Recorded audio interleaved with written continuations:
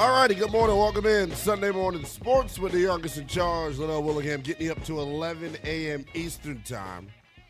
Appreciate you all being here, hanging out with us. A lot to get to as we roll throughout the program. 10 a.m. Eastern Time.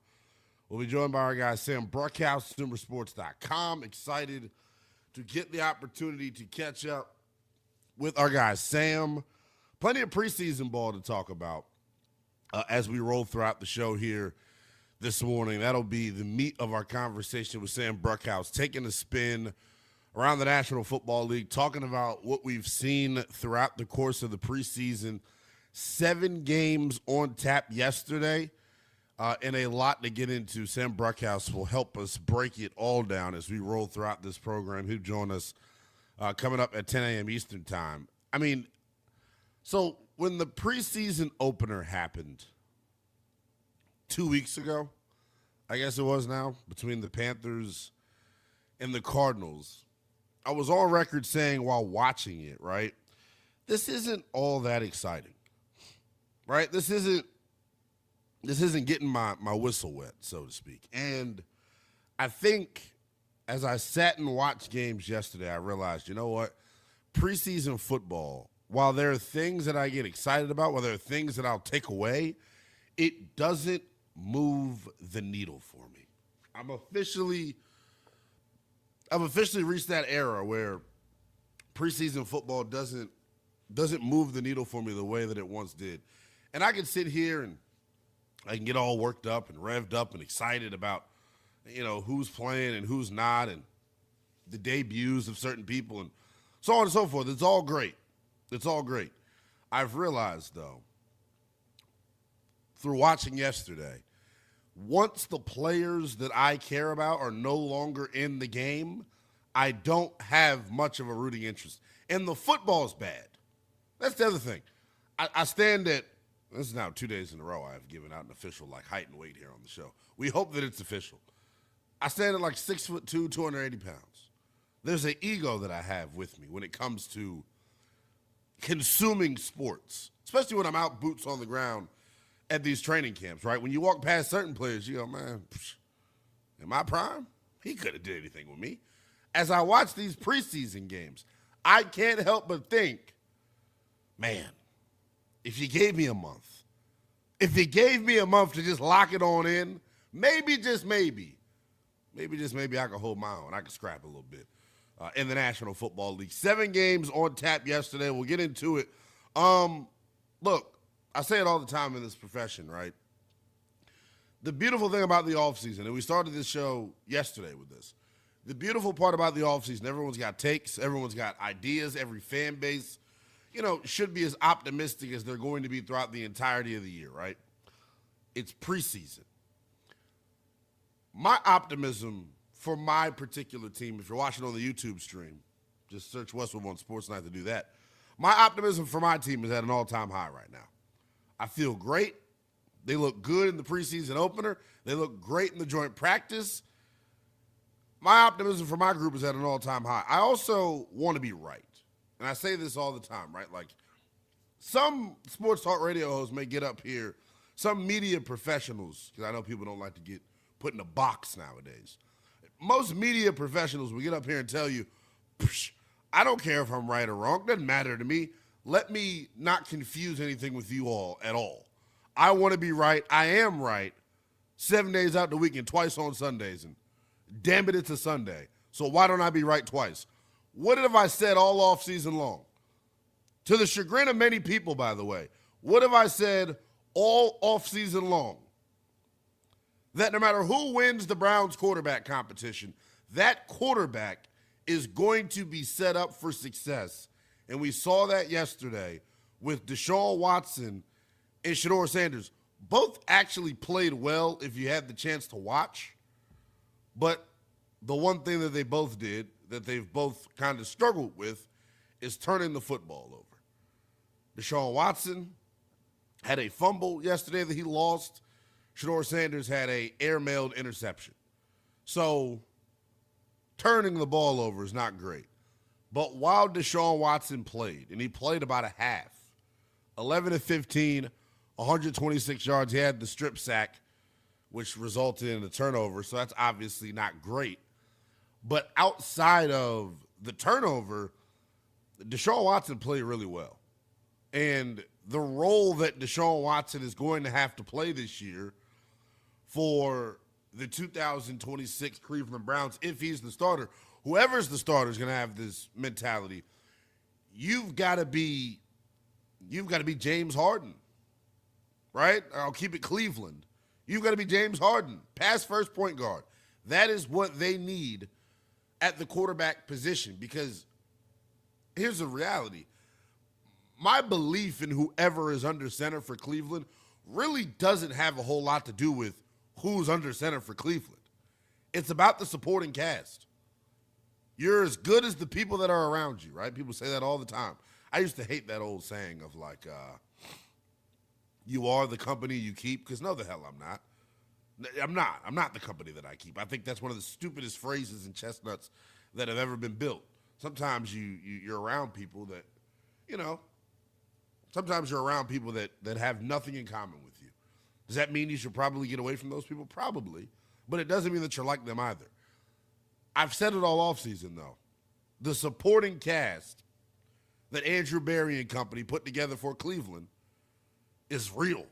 And you saw it. Their young core, their young skill guys, it may be the best young skill group in the NFL by the time the season is over.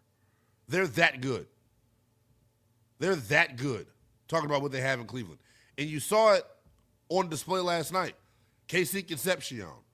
You see him get an end around. You also see him, bringing a couple of catches as well. Him, between KC Concepcion, Dylan Sampson, who had a 43-yard reception on the screen. Between Sampson, KC Concepcion, Denzel Boston, Isaiah Bond, and his ability to take the top off Harold Fannin, the run game that they'll have at their disposal. The Browns have weapons and pieces here. The question is, will they be able to have it all gel together? I thought, Deshaun Watson and company looked good in that first half. I honestly felt that way, man. I thought he looked good. I thought he was comfortable in terms of throwing the football. I thought he played, on time more than anything. Like, it was a lot to take in, and I thought Deshaun played well. And here's the number one thing that I have worried about with Deshaun Watson and why, I thought he ultimately would play well. I thought he'd play well because of the weapons, as I've kind of said. As far as what he's struggled with and why there's not been really much success in Cleveland, I say it all the time, quarterback is a muscle memory position, really more than any other position in pro sports besides like pitcher, right? Those guys are so dependent upon reps in building muscle memory and timing and all of that. When you're in and out of the lineup as much as Deshaun Watson has been, it is going to be difficult, one, to build any sort of continuity, and then two, to keep that muscle memory in the memory bank, so to speak. But watching him last night, got to the top of the drop, ball came out, played on time. There were some plays where he held it. But ultimately, if you are the Cleveland Browns organization, you have to be okay with what you saw, because there's been times with Deshaun in Cleveland to this point where he's looked virtually unplayable. Right? Not trying to be overbearing with it. There have been times where Deshaun Watson has looked virtually unplayable. That was not the case last night. 11 of 15 for 126 yards, a 98.2 passer rating. And then here's the difference between training camp and a preseason game. In training camp, a lot of the times with the situational work that you do, you aren't moving the football. You aren't spotting the football each and every down.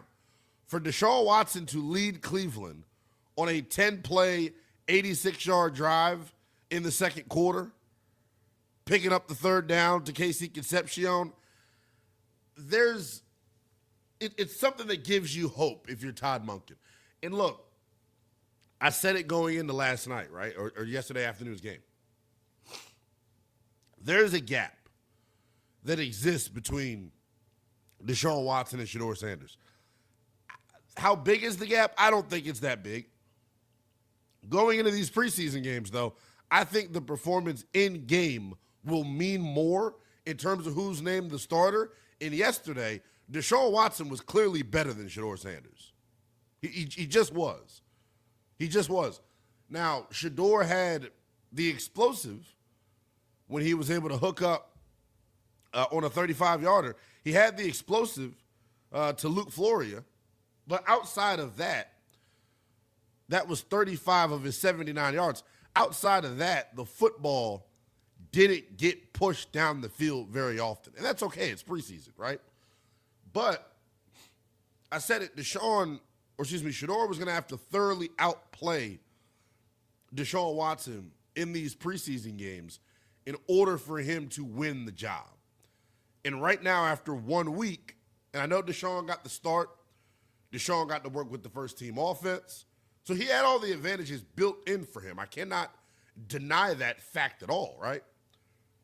Shedeur is going to get his shot next week. It'll be against the Buffalo Bills. And we'll see how well Shedeur is able to function. But right now, after yesterday's preseason opener for the Cleveland Browns, Deshaun Watson has opened and furthered the gap between him and Shedeur Sanders. It has not been closed at all. Deshaun Watson has now opened this bad boy up to where he looks like the clear leader in the clubhouse. And like we talked about yesterday, it's not about Deshaun Watson getting back to his 2019 Houston Texans form. It's about Deshaun Watson giving the Cleveland Browns average quarterback play. Because with the supporting cast that they have, if they could just get average quarterback play, this group is going to be in the hunt to make the postseason in the AFC all year long. It is why there's a certain bold, brash, arrogant sports radio host that has said, hey, I believe the entire AFC North is going to punch their ticket to the postseason. Watching yesterday, the clear weak link in the AFC North doesn't look so weak. They've got real weapons offensively. They're legit on the defensive side. The question is going to be, what type of play do they get out of the quarterback position? What type of play do they ultimately get out of the quarterback position? One other thing real quick on the Browns' non-quarterback division that was disheartening about yesterday. They're going to have to run the football. They're going to have to run the football to have success. And yesterday, that first-team offense could not run the football. And really, none of the other groups could run the football either. So that's the one thing that they've got to work on is, hey, are we going to be able to build continuity and gel as an offensive line so we can get real movement within the run game? Run game aside, strong performance from the Cleveland Browns, strong performance from Deshaun Watson. And some people are probably saying, did you see the score, buddy? What do you mean strong performance? I don't care about the score of preseason games. It is about individual performances. The two individuals we put under the microscope yesterday, both of the quarterbacks, Deshaun Watson, Shedeur Sanders, both turned the football over. One was clearly better, and that was Deshaun Watson. The highlight of his afternoon, as I mentioned, that 10-play, 86-yard touchdown drive in the second quarter. You saw what Deshaun Watson can look like when he is in point guard form. You saw what Deshaun Watson can look like when he's not asked to put it all on his plate. I thought he was very impressive. And coming out of the preseason opener for the Cleveland Browns, Deshaun Watson has a sizable gap to me over one Shedeur Sanders. I told you that Deshaun Watson played well. What did his head coach think about his performance? Todd Monken, after the 34-10 beatdown by the Chicago Bears, gave an evaluation and some credit to his quarterback, Deshaun Watson. I mean, it was so cool to watch him play. I mean, I get all of the frustration, fans, himself, but for him to come back and work like he did is an unbelievable credit to him.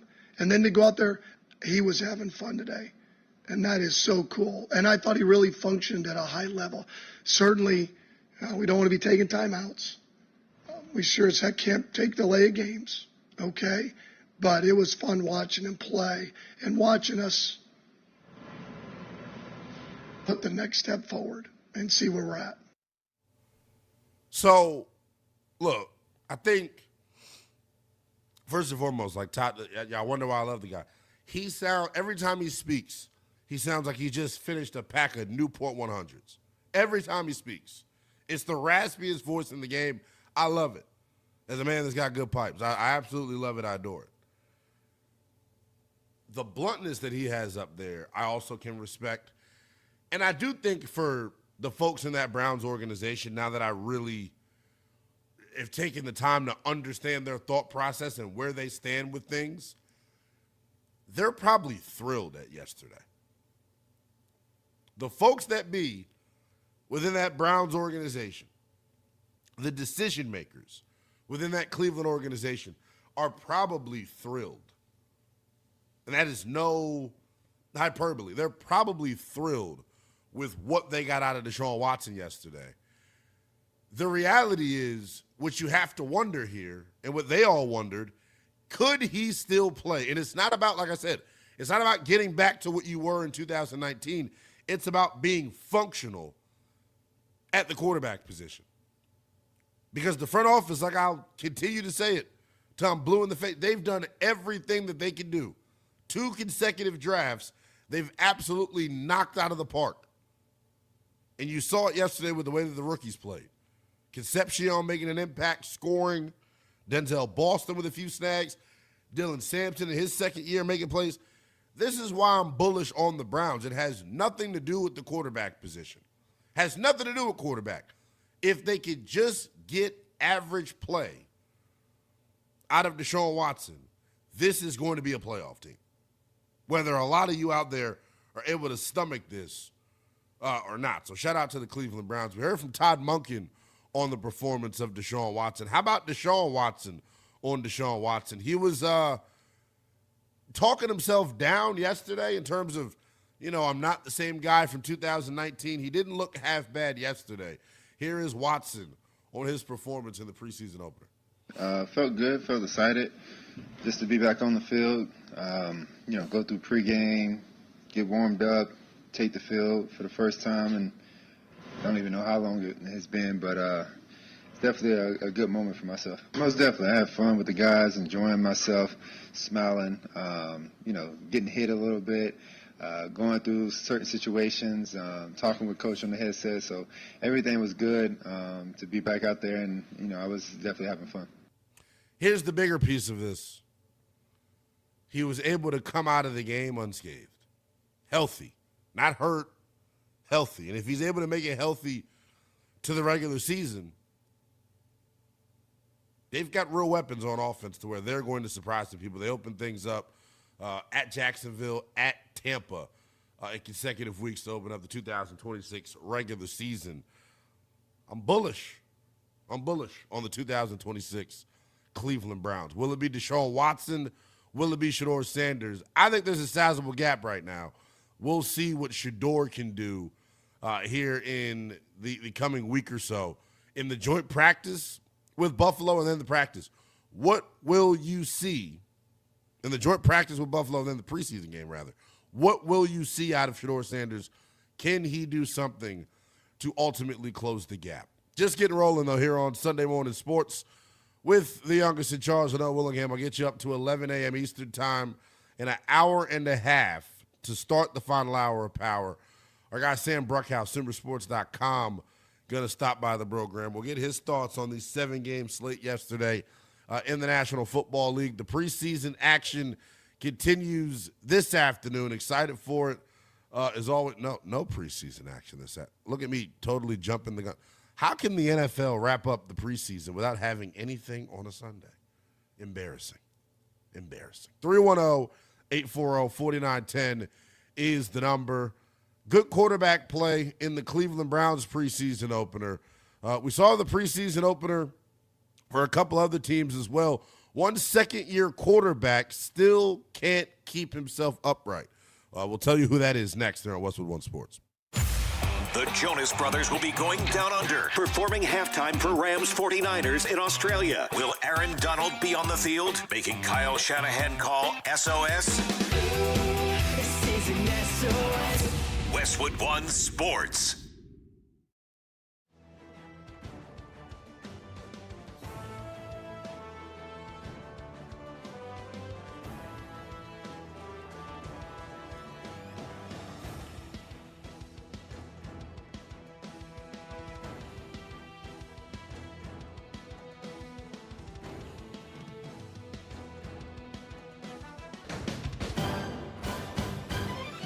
At the tone, the broadcast will begin in 4 minutes, 30 seconds.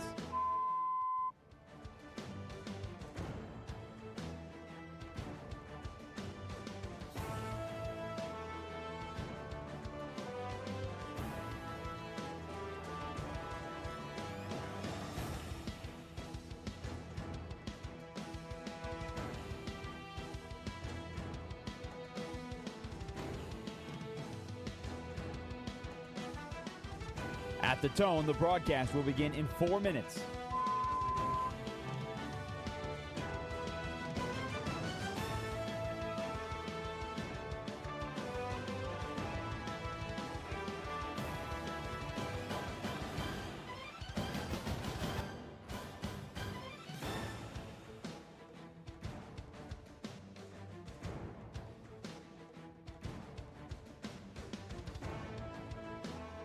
At the tone, the broadcast will begin in 3 minutes and 30 seconds.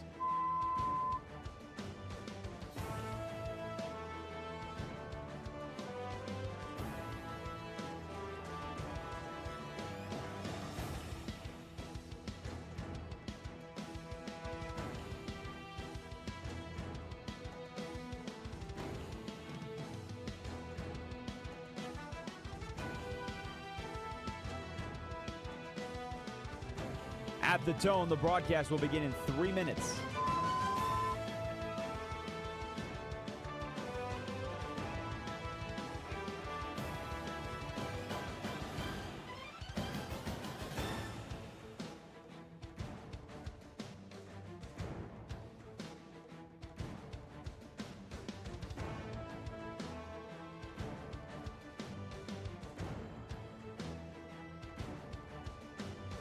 At the tone, the broadcast will begin in 2 minutes, 30 seconds.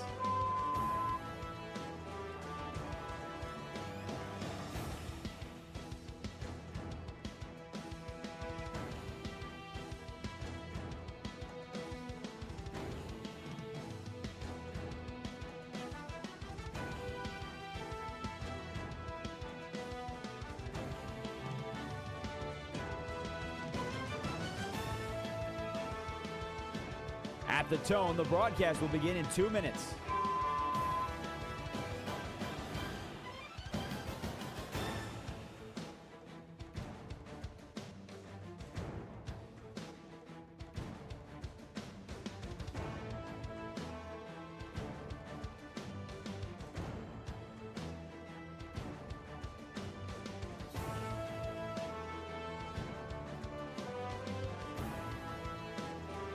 At the tone, the broadcast will begin in 1 minute, 30 seconds.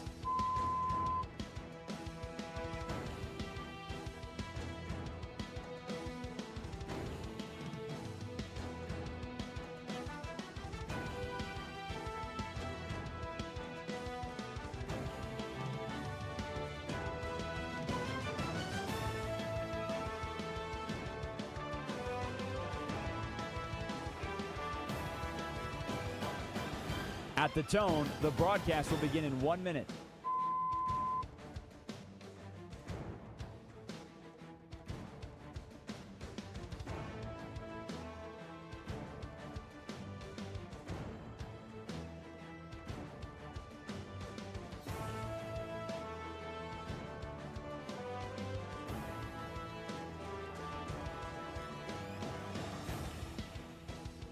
Stations, this is your final time check. At the tone, the broadcast will begin in 30 seconds.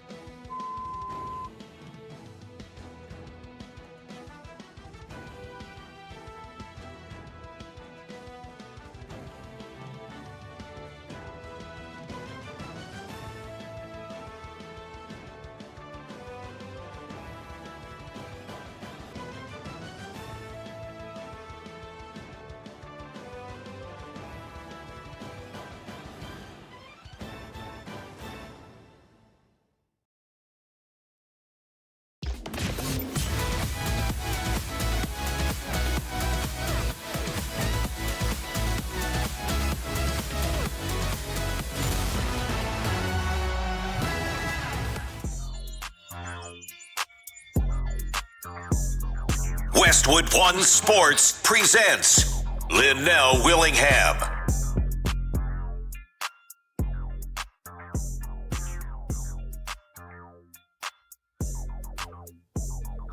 Sunday morning sports continues. Youngest in charge. Linnell Willingham rocking out with you as we get you up to 11 a.m. Eastern time. Sam Bruckhouse, SumerSports.com, going to join the program. Our guy Jimmy Crackcorn. I didn't feel right saying that, but I said it. Jiminy Cricket cracked corn. I got to be better. Tweets at me. It says, currently listening to your Sunday AM sports show. I liked to fall over hearing someone hail the positives about the Browns. It's been a long, agonizing ride for this old guy, but they're spot on. Good young core with average quarterback play. They can surprise some folks. That's to me, yeah, like the reality of the situation with Cleveland. If they're able to get average quarterback play, and I don't have a dog in the fight. Yeah, I do. I'd prefer it be Shedeur Sanders.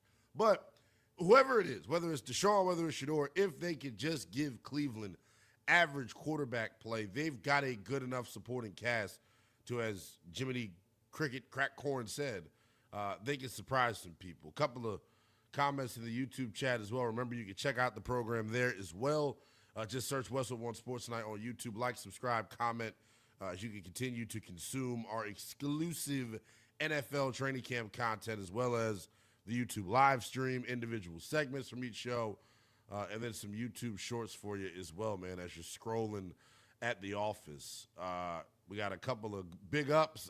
Some of your names on here, I can't get with it. My guy Telly, typing in the YouTube chat, agreeing with what I'm saying. Of course he's agreeing with what I'm saying. And it's not just the wide receiver core in Cleveland. As you saw yesterday, Dylan Sampson and Quinshon Judkins are a part of this really unique young core for Cleveland as well.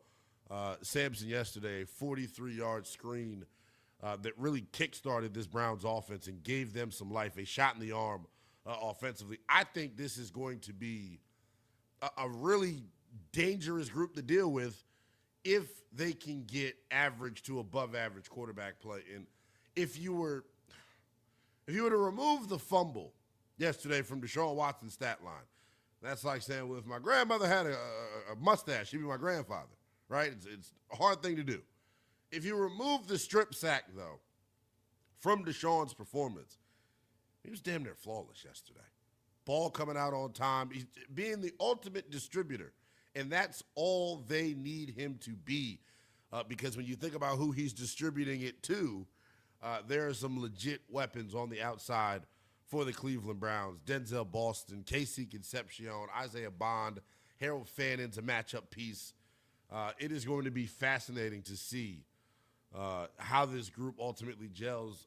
It's going to be fascinating to see how they look in practice this week going up against the Buffalo Bills. So we talked about one second-year quarterback in Shedeur Sanders. He had a horrible air-mailed interception that really capped off an inconsistent day for him. Is how I would put it. Another second-year quarterback played yesterday. Made his preseason debut. Evil Knievel, as John Gruden likes to refer to him as. Jackson Dart made his preseason debut yesterday. And if you're a Giants fan and you can legitimately sit up here and believe and hope that this kid is going to stay healthy throughout the course of 17 weeks, good luck to you. If you believe that Jackson Dart is going to stay healthy over the course of 17 weeks, you have lost your damn mind. And what happened to him yesterday wasn't even his fault. Here's the reality. Giants running back Tyrone Tracy should be cut. I would have cut his ass right on the spot. I would have told him, come sit next to me. I would have took his cleats. I would have told him, take his shoulder pads off. I would have did him like he was back in the old school. I would have treated him like it was Little League. Go sit in the parking lot. And don't eat nothing either. Just bake in the hot-ass car. I couldn't believe it. This is the leader of your franchise you're in charge of protecting. And Tyrone Tracy with the worst Olay I've ever seen in my life. Just absolutely whiffing. It's behavior that should get you cut, if I'm being honest. It's behavior that should cause you to no longer have a job. Because imagine if Jackson Dart would have suffered he probably did suffer a concussion. But I believe that he's been in the damn blue medical tent so many times that he's good with the people on the inside. To where unless he's dying, they just throw him on back out there. I couldn't believe the shot that he took. And if I'm the defensive back, he's better than I am. I guess that's what happens when you play preseason games against a interconference foe, right? Or someone that's in your conference, rather. It's not a divisional game. You don't really care, right? If I was a defensive back, first and foremost, he tried to like gore or spear Jackson Dart. I would have tried to stone cold stunner his ass. I would have went all up top. You have one kill shot like that, maybe in your career. Maybe in your career, you only get one of those type of kill shots. He was supposed to split his ass down the middle. But Jackson Dart got hurt. He goes into the blue medical tent. Comes out of the blue medical tent. Did you guys see the 360 screen pass that he tried to throw? He did a lot of stupid-ass things yesterday on the field to where he just looked like a guy that doesn't take the job too serious. Him and his spray tan abs in his dollar store gel. He is such a Bama, young. I can't stand Jackson Dart. I honestly can't. Tyrone Tracy can't stand him either, or else he would have blocked for him. I couldn't believe it. I would have cut Tyrone Tracy, though. We wouldn't look. And maybe I'll keep refreshing my X app here this morning, and you can get at me on X as well. It is at NELL_BTP. I would have cut him on the spot. I might not even have let him on the bus back to the hotel. I may have cut him on the spot. Because luckily for the Giants, Jackson Dart re-enters the game. The highlight throw that he had yesterday was to Malachi Fields, who high-pointed a football on the defensive back's head, and it was a great play for a touchdown. Ballsy throw from Jackson Dart. But that's the thing with Dart, and it's what people have praised him for that are fans of him.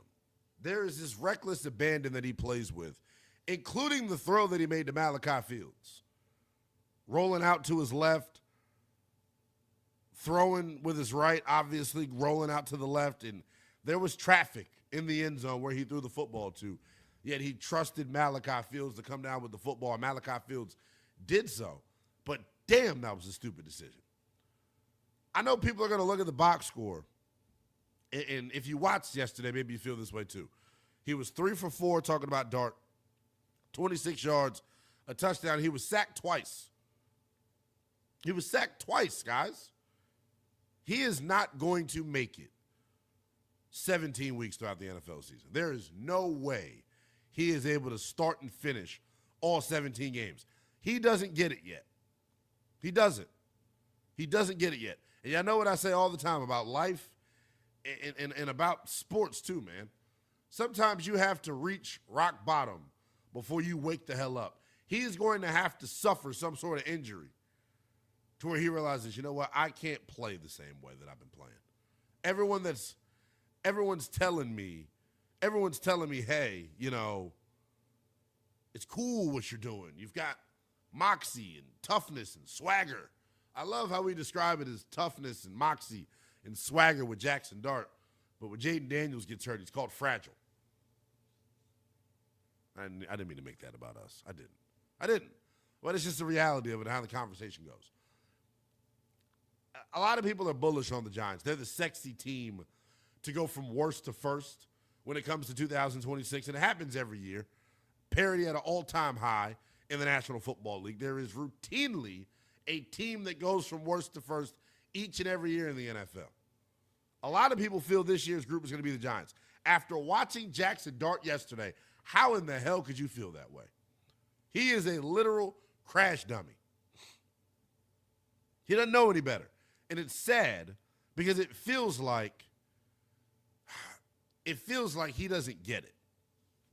He had a quote yesterday that I thought was absolutely fascinating. Here is Jackson Dart on the concussion protocol that the NFL has. Take a listen. I really respect the rules and the thought behind, NFL has of keeping players healthy. Can we pause this for a second, Andrew? I can't listen to him. You need to protect yourself. You need to protect your damn self. You're in love with the rules. Be in love with you, Jackson. You're going to kill yourself. There's no shot that he lasts 17 weeks playing with this sort of reckless abandon. Here's Jackson Dart trying to explain. Here's a concussed Jackson Dart, in my opinion, trying to explain what happened earlier.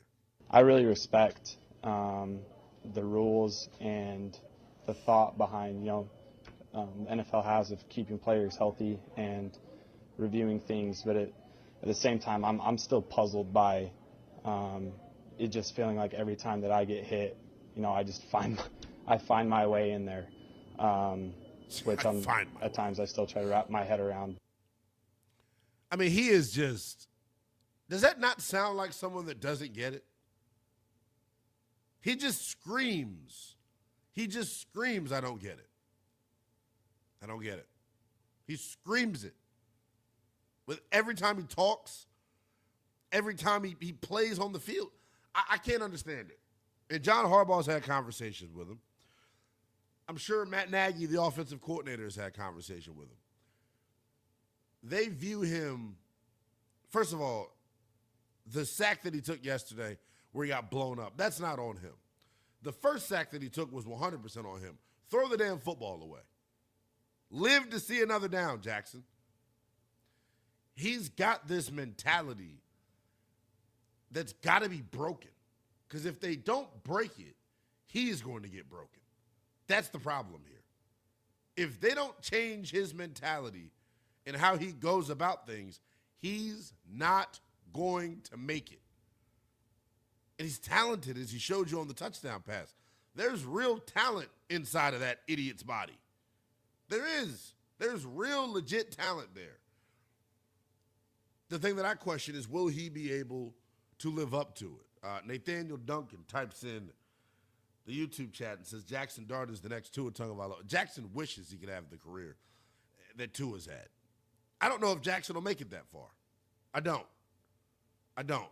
Him and that idiot Cam Scatterboot. I mean, the fact that, and I was there out at the Greenbrier for like day 3 of Giants camp, and Cam Scatterboot took the podium, and he was asked about the backflip, and for him to even have to answer to that, it just shows a lack of maturity that I think the Giants have. Also, Jackson Dart threw a touchdown during 7-on-7 during training camp, and then proceeded to beam the football at the back of the defensive back's head. There are so many red flags when it comes to the maturity of Jackson Dart. I guarantee you this. He's the type of personality where, oh, yeah, it's 6. It's the quarterback. We rally around him. He's got great blonde locks. We love it. He sings rap music. He wears chains and whatnot. He's different. All of that's cool when you're winning. All of that's great when you're giving us W's.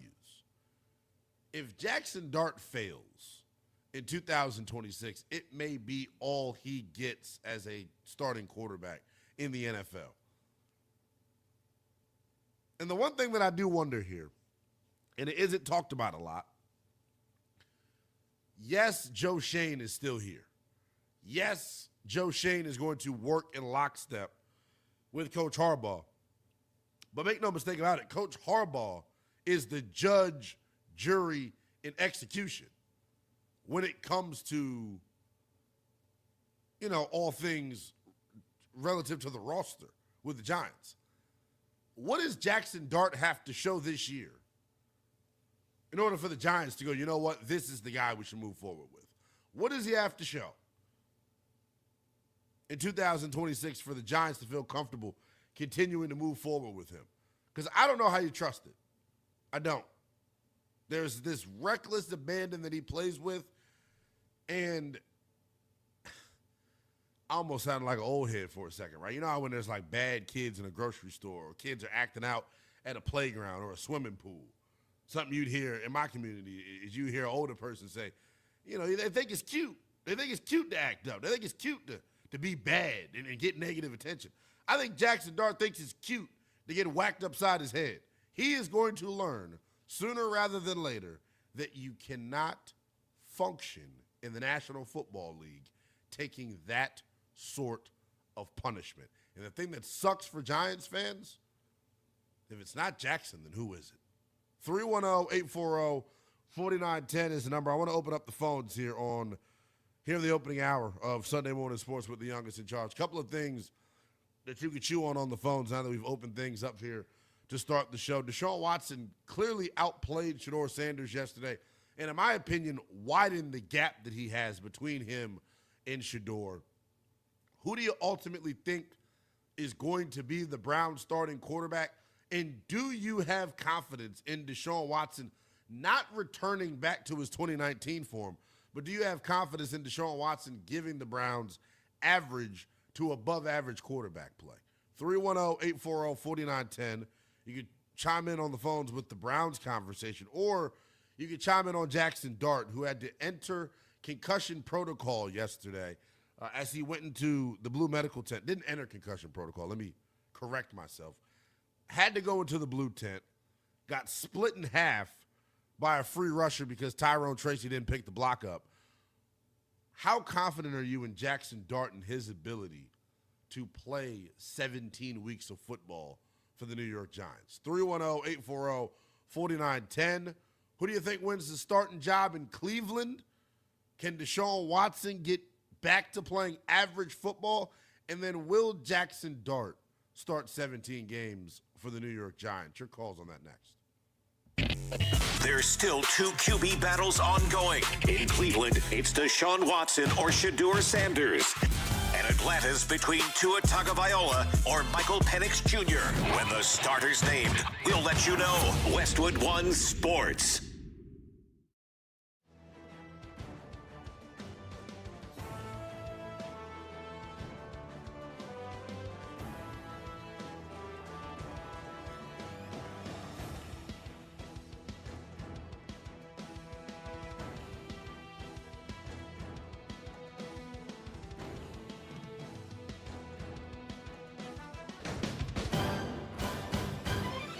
At the tone, the broadcast will begin in 4 minutes, 30 seconds.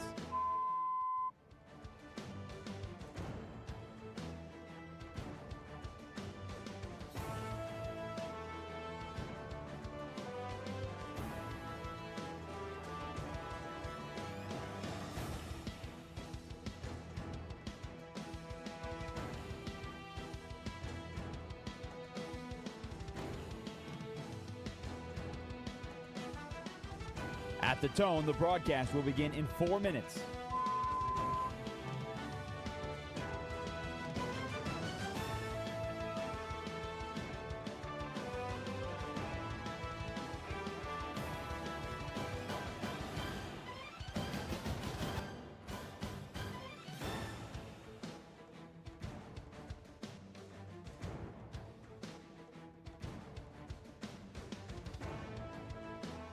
At the tone, the broadcast will be in 3 minutes and 30 seconds.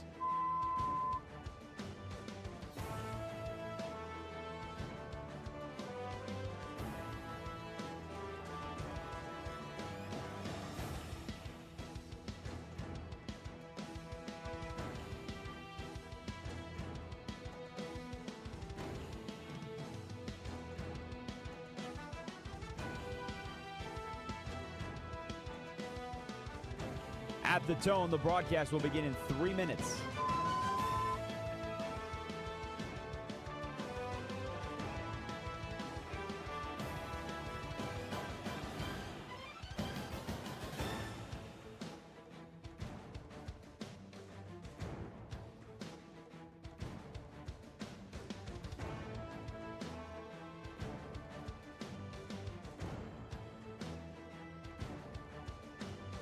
At the tone, the broadcast will begin in 2 minutes, 30 seconds.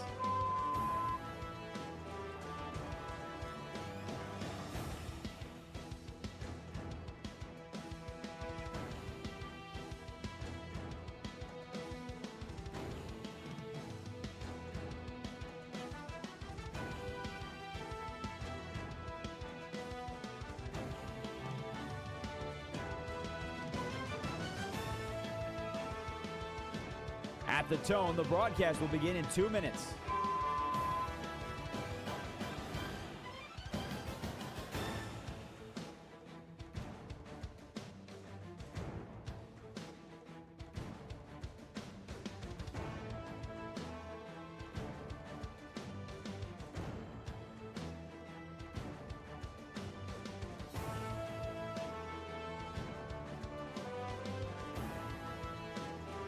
At the tone, the broadcast will begin in 1 minute, 30 seconds.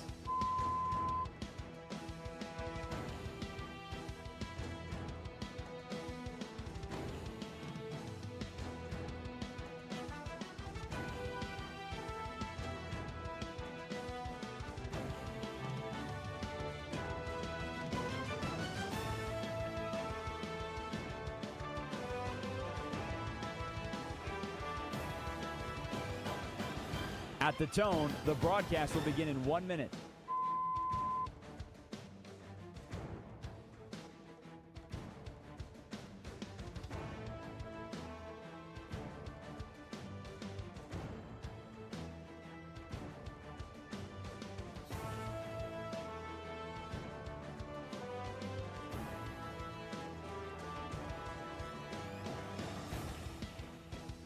Stations, this is your final time check. At the tone, the broadcast will begin in 30 seconds.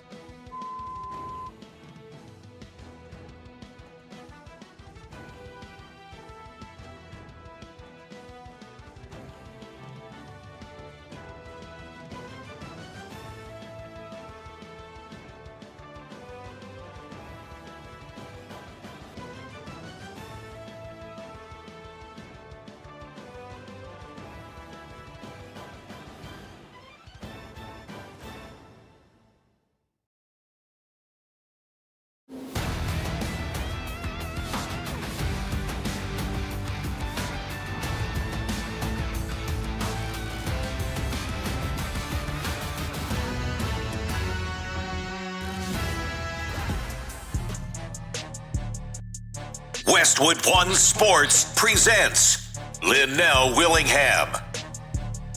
310-840-4910, the number to hit us up on the talk and text line. So you all beginning to file in on the phones. We'll get to you coming up here momentarily. This is Sunday Morning Sports with the youngest in charge, Linnell Willingham. I'll get you up to 11 a.m. Eastern time. Coming up in an hour and 10 minutes, we'll be joined by our guy Sam Bruckhouse, SoonerSports.com, as we take a spin around the National Football League with our guy Slinging Sammy Bruckhouse. We get his thoughts on yesterday's 7-game slate of preseason action, including the preseason debut of Jackson Dart and Deshaun Watson, both of which had pretty polarizing performances. If you're just joining us, I thought Deshaun Watson was excellent yesterday outside of the strip sack that he had. Played on time, was a distributor at the quarterback position, made good decisions throughout the course of the game, got the ball out on time, as I mentioned. It was impressive watching Deshaun Watson, yesterday. The question is, can they get that from him over the course of 17 weeks? Hell, can they get it from him in consecutive weeks? As he's going to have a joint practice opportunity this week, against the Buffalo Bills. Do you believe in Deshaun Watson? Do you trust him to give the Browns average to above average quarterback play during the 26th season? And then on the flip side for Jackson Dart, who got split in half yesterday and says he doesn't get the NFL's concussion protocol and why he always is called into the blue tent.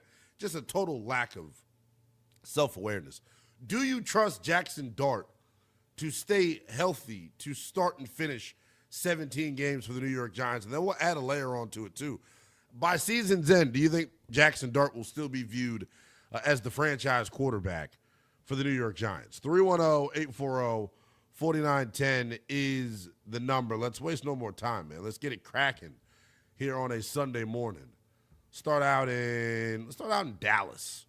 Roger's in Dallas wants to chime in. Roger, what's going on, man? Good morning. Hey, Linnell. What's I'm up, in man? the heart of cowboy country here, bro. I mean, literally, I can see the stadium it's 2 miles away.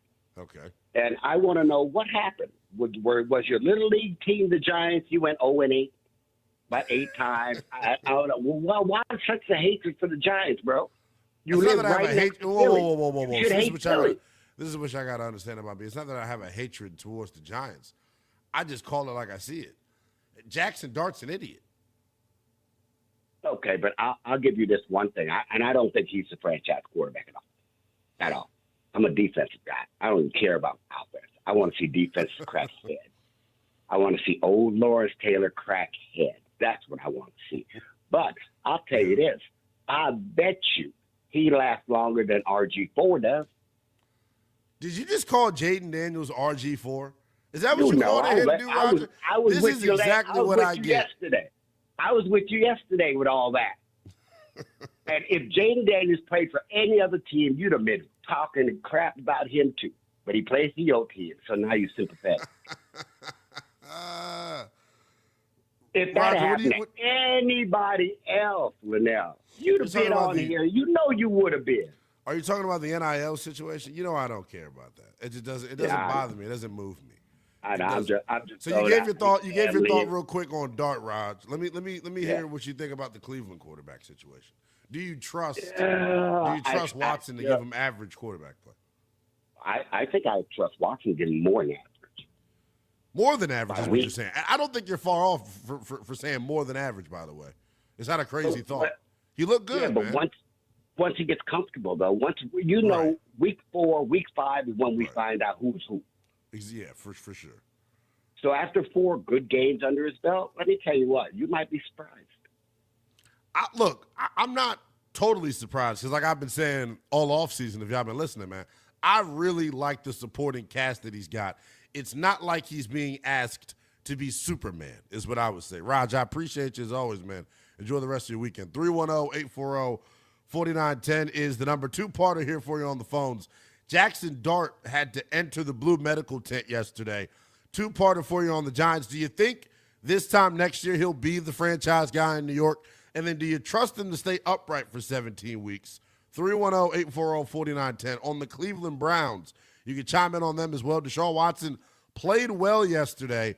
Do you trust him to give them just average quarterback play over the course of the 2026 season? 310-840-4910. Your calls on Watson and Dart next. This is Westwood One Sports.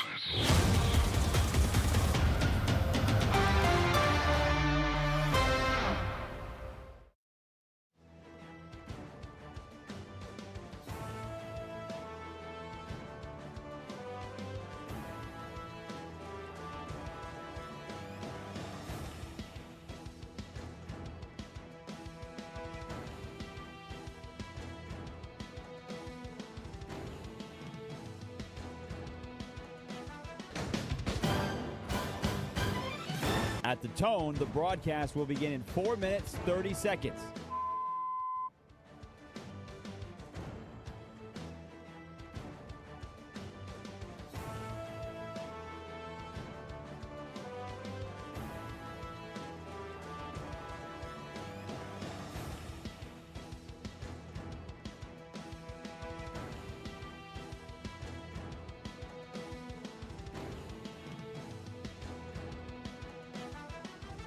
At the tone, the broadcast will begin in 4 minutes.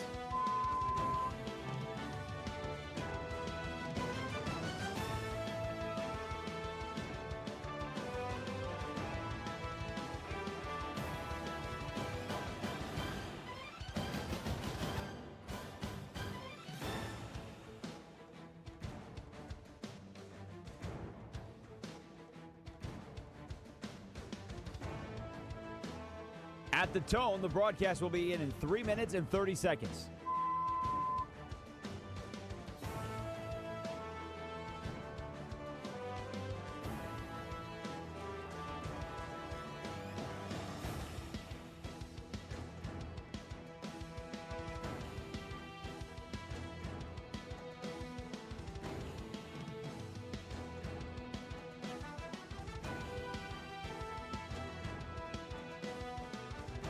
At the tone, the broadcast will begin in 3 minutes.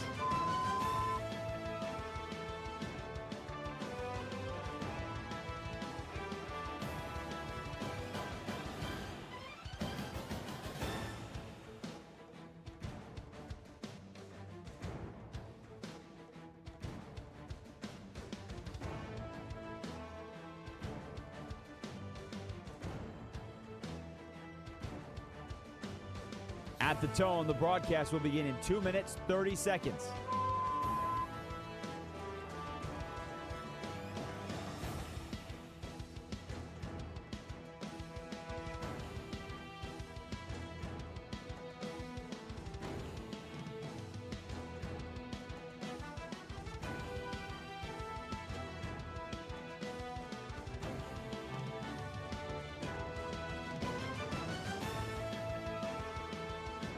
At the tone, the broadcast will begin in 2 minutes.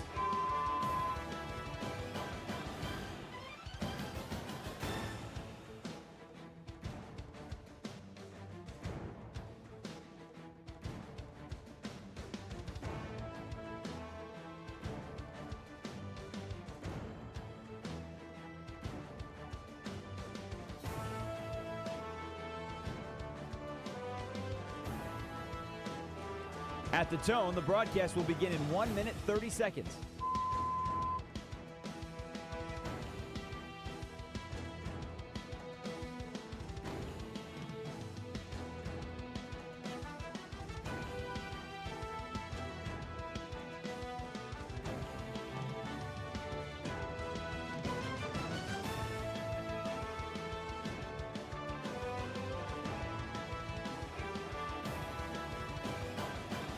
At the tone, the broadcast will begin in 1 minute.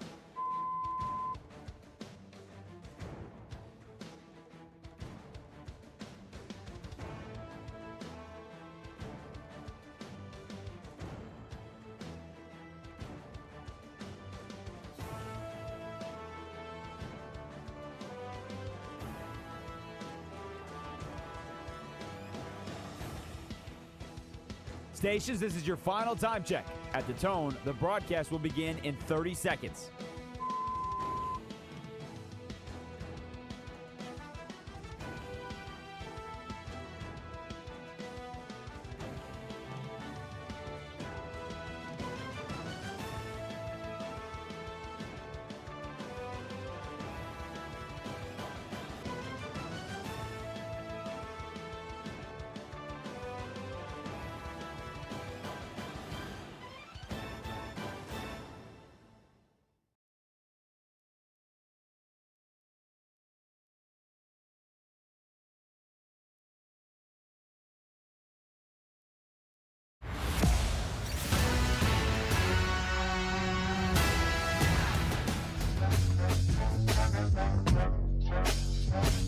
Westwood One Sports presents Linnell Willingham.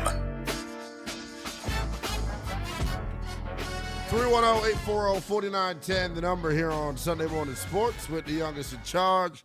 Linnell Willingham getting you up to 11 a.m. Eastern Time in exactly 1 hour. Sam Bruckhouse, SumerSports.com, going to stop by the show as we continue to take a spin around week one of the NFL preseason 7-game slate yesterday afternoon that started with two quarterbacks that were under evaluation. Jackson Dart, Deshaun Watson, and under evaluation for two different reasons. Everyone's eager to see year number 2 of Jackson Dart. What lessons has he learned from year number 1? Didn't look like he learned a whole lot of lessons. Took 2 sacks yesterday, one of which wasn't his fault. The second one clearly was. He also showed some of the flashes that got folks excited about him in 2025, a rollout touchdown throw to rookie wideout Malachi Fields, and it was really more of Malachi Fields than Jackson Dart doing anything, if we're being honest. But question is this at 310-840-4910. Watson was really solid yesterday. Outside of, the strip sack that he had, he was damn near flawless, including a 10-play, 86-yard touchdown drive that he was able to lead.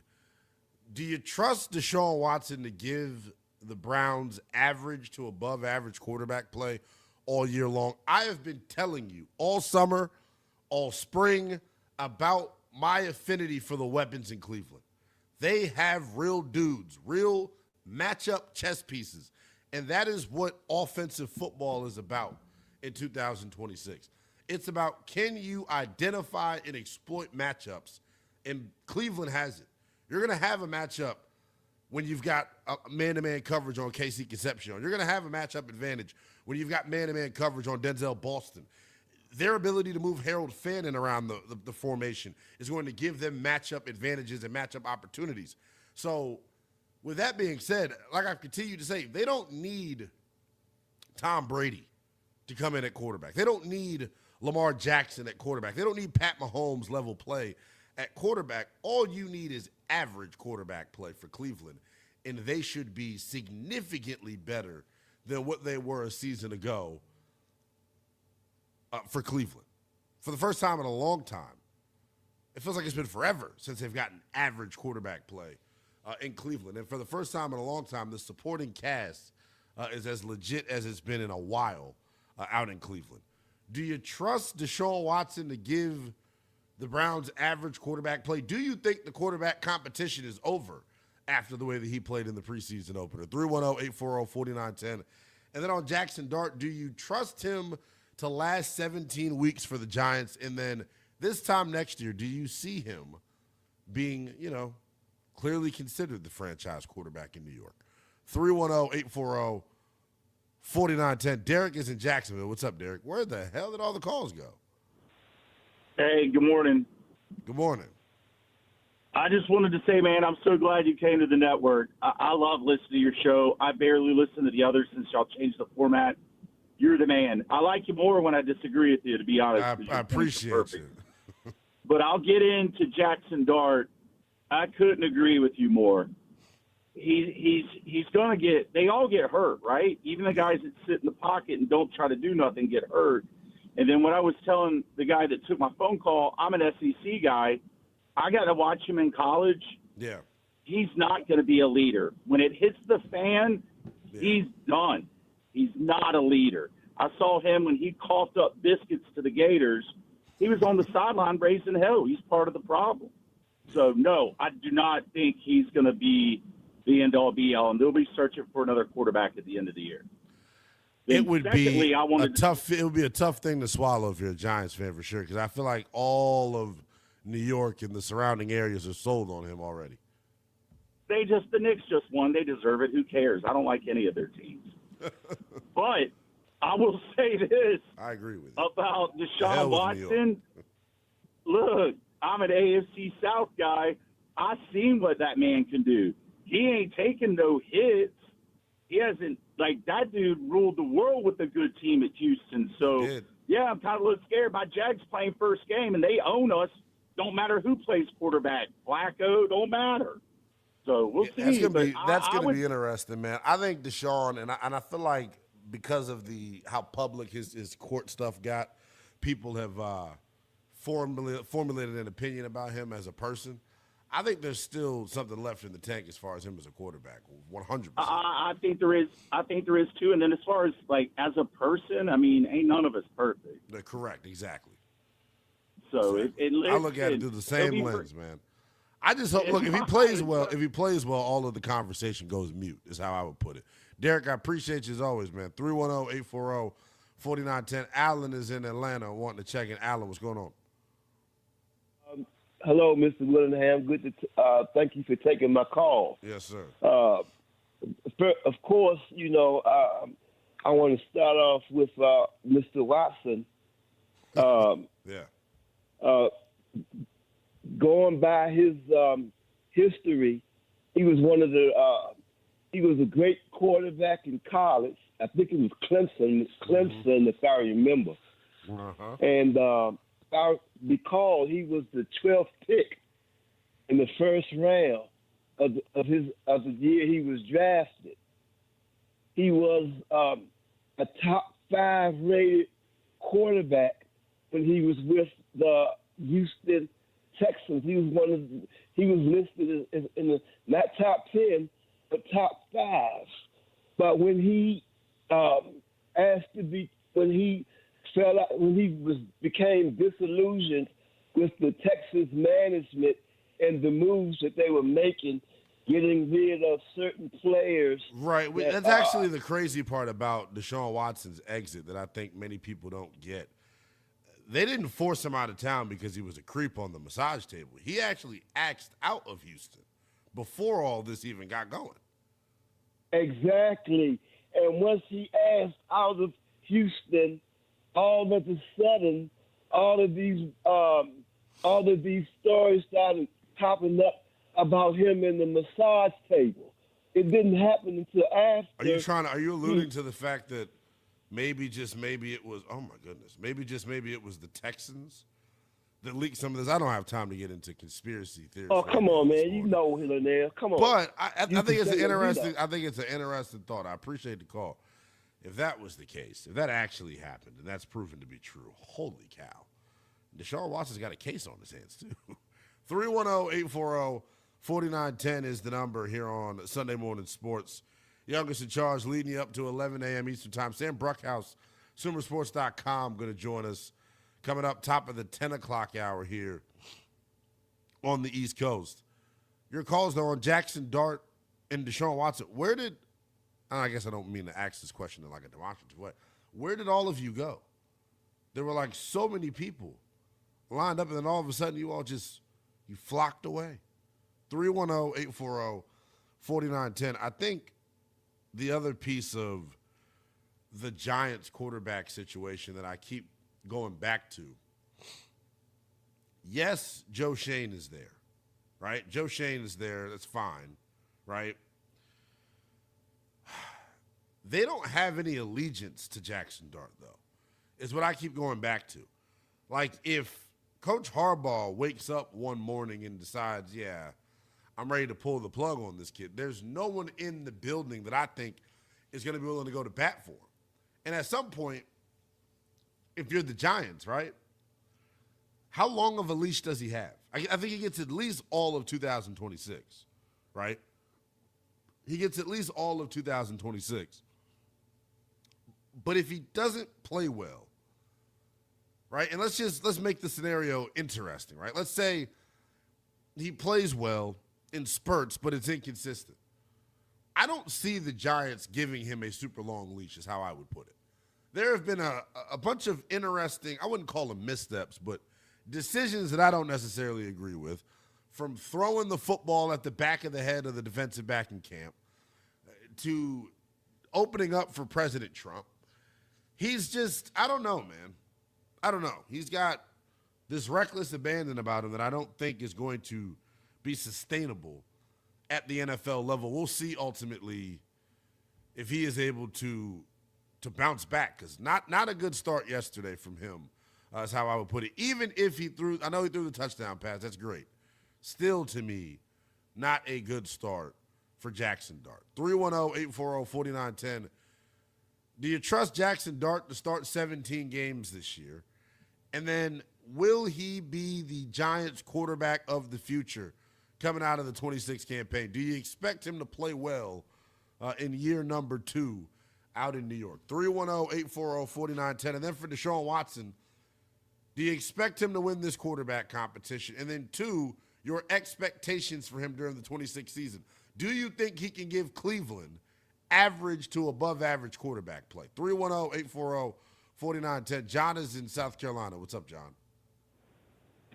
Well, John, yeah, man, good show. I'm from Cleveland. I tell you, years ago when they signed Deshaun, I thought that they made a deal literally with the devil for a Super Bowl. They had Garrett. They had, a little better team 5 years ago, I think, when he signed. Then, of course, he went down the old rusty, didn't play, don't want to play him, trade him, don't pay him thing. And now I guess this is his last year. So this will be the year. Yeah, it's going to happen for him. The Devil's going to pay his due. The Browns are going to get into the playoffs. How far they go, I don't know. But Deshaun will have a really good year this year. So there you go. I think Go ahead. Go ahead. No, that's it. I just think the Devil's going to pay off.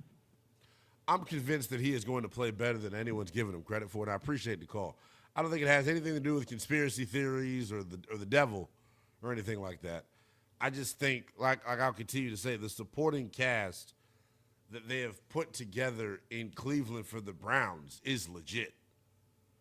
It's super legit. 310-840-4910. I want to continue to look at the Browns quarterback situation while we got a second. Because while Deshaun Watson's the leader in the clubhouse, I expect him to continue to play well and be named the guy, right? What's next for Shedeur Sanders? I thought it was totally crazy that yesterday he played the way that he played. And I'm not trying to nitpick it, but it wasn't great yesterday from Shedeur. Now, he had a 35-yard throw on a third down that was a legit ball, and you got to be happy if you're a Browns fan about that. But, like, then he comes and airmails a wide-open receiver for a pick, and he spoke post-game about it, and he said, look, I made the right decision, but I didn't execute. That's great when you're a rookie, Shedeur. You're a vet now at this point. You're vying to be a starter. You can't miss wide-open receivers in the NFL. This isn't Boulder, Colorado. Travis Hunter and LeJontay Wester aren't just going to be running open down in and down out, man. Him not capitalizing yesterday on the good decision that he was about to make, I thought was tough. 310-840-4910. Matt is in Boston. What's going on, Matt? Hello? What's up, Matt? Oh, what's up, Winnell, man? How you doing, man? So I'll touch on Giants first. Giants, Okay. Jackson. If his O-line can protect him, yeah, I think he'll be an adequate, decent player. I don't think people are giving him as much credit as he needs. Keep the off-field antics to a minimum. Stop with all the triple backflips and all that other stuff. Yeah. Dude, you're going to end up injured. As far as Cleveland, I'm sorry if this is disrespectful to the last caller. Oh, no. I think he's on drugs. But, they're a 9 or 10 win team, like, at minimum or maximum. But I don't think they're Matt, gonna be going to the playoffs. that would you don't think if they win 9 or 10 games, they're getting in the playoffs. There's no way they miss it at 9 or 10 wins. And even if they do win 9 or 10 games, do you know how much of an accomplishment that would be viewed it as would be by an Cleveland accomplishment fans? over last year. Yeah, and I mean they could squeak into the playoffs. It's possible. As far as they're going to go, nowhere. The first round. Well, that's yeah. it. Because But that's fine. there's so It's much- about there's it's so about many- building a program, man. Look, this is a rebuilding dumpster fire of an organization. If they're able to punch their ticket to the playoffs coming up this year, I don't care how far they go. They can lose by 100 in the wild card. It would be an overwhelming success. Yeah, and I'm not going to, I don't want to discredit Deshaun Watson because he's a really good football player, a quarterback. He's a lot better than Shedeur Sanders. I don't think Shedeur has a chance at winning the starting position for QB. Shedeur, to me, in my mind, he's overrated. Yeah, I saw him play at Colorado. Yeah, he's a good quarterback in college, but professional level is a whole different game. No, it Just is. like I'm a Chiefs fan, and regular season is cool, but when the postseason happens, Mahomes is a different animal, right? Regular season and post-game season is two totally different type of games. Yeah, I totally agree with you, man. I appreciate you as always, man. Enjoy the rest of your weekend. 310-840-4910. I mean, I don't know if I'm willing to write Shedeur Sanders off yet. It's hard for me to do because I've got skin in the game. I believe that there's talent there. I think he showed it yesterday. It's just him and Deshaun, for them both to turn the football over, I mean, it's very on brand is what I would say. Very on brand for them to both turn the football over yesterday in their limited action. I think, like I've been saying, I think Deshaun Watson right now has got to be viewed as the clear-cut leader in the clubhouse. I don't know if there's anything that Shedeur could do over the next couple of weeks to get this job back from Deshaun Watson, unless, he just thoroughly outplays him in the joint practice and then goes on to play really well in the preseason opener. Here's where I think Shedeur is kind of getting screwed. He is starting the second preseason game, right? And it's coming off of a joint practice. What normally happens in those scenarios? When teams joint practice, they normally sit a handful of their starters.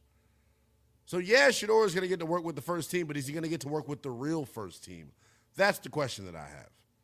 if he can, and he has that ability, I think he'll play well. 310-840-4910. Do you trust Jackson Dart to be the quarterback of the future for the Giants? Do you trust him to start 17 games this year? And then 2, Deshaun Watson's the leader in the clubhouse right now. Will he win the Browns quarterback job? And then your expectations for him during the 26th regular season. Gordon is in Chicago. What's up, Gordon? Good morning, Lionel. How are you today? Good, man. How you doing? Not bad, thanks. A little bit off your topic here. Being from Chicago, I talk to these guys that are on our local shows here, and they're all real high on Caleb Williams, and I don't think the Bears made the wrong choice, but I wanted to get your objective opinion between Caleb Williams and Drake May, because I've called in, like I talked to these guys, Cap and Hoodie, and they say, well, why do you think Drake May would have been a better choice? I said, well, he won more last season. He won more games, and he threw for more yards. So, and he went to the Super Bowl. But does that mean Caleb Williams won't turn out to be as good or better? I'm not saying that. I just wanted to get your objective opinion. Yeah, I think he's got the most upside of anybody in the 24 draft class. Talking about Caleb Williams. I'm a little bit biased when it comes to Caleb. I've watched his career since high school. He is from my town. He put on the best high school performance I've ever seen at the quarterback position. It was like a 4 overtime game that I watched Caleb Williams orchestrate a game-winning drive, threw for 500 yards, 7-8 touchdowns. This kid is ridiculous. He's the closest thing to Pat Mahomes that's not Pat Mahomes. I think by season's end, Caleb Williams is going to be viewed as a top 5 quarterback in the National Football League. He's got that type of talent. And we talk about the supporting cast for Cleveland, how good of a job Andrew Berry has done. Ryan Poles didn't get off to a great start during his tenure as GM in Chicago. But you look at their supporting cast, from Luther Burden to Roma Dunze. Colston Loveland was a tremendous pick. Kyle Monangai, the run game that they've been able to formulate and put together, they're legit, man.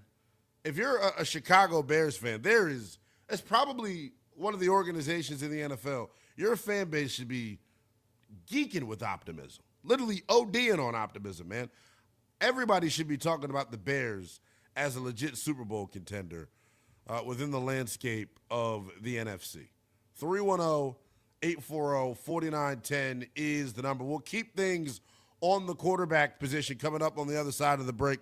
There was one pick during the first round of the 2026 draft that had the entire NFL world scratching their head. That pick made his preseason debut yesterday. We'll break it all down for you next.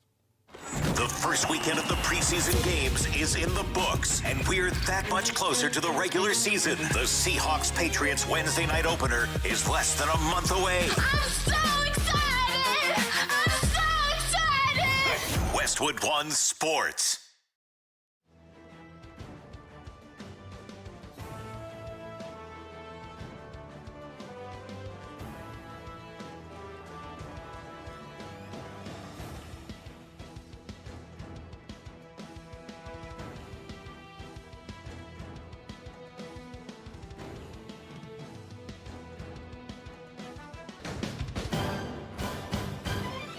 At the tone, the broadcast will begin in 4 minutes, 30 seconds.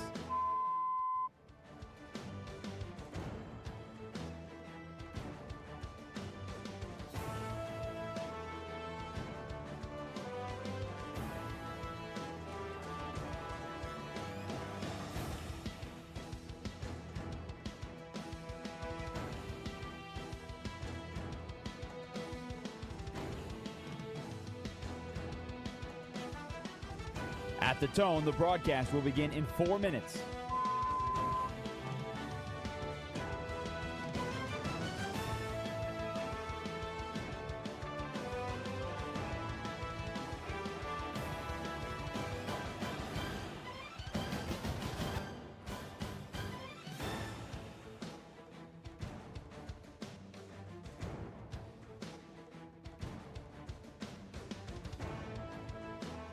At the tone, the broadcast will begin in 3 minutes and 30 seconds.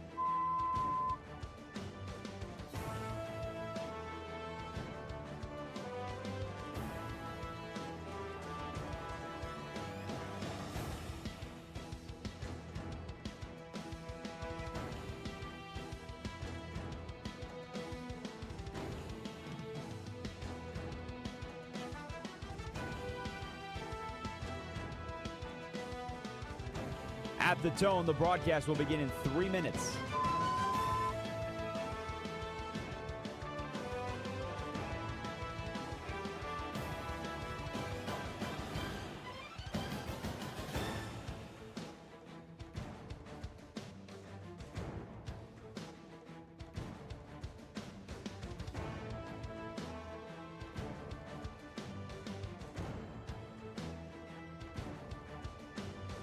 At the tone, the broadcast will begin in 2 minutes, 30 seconds.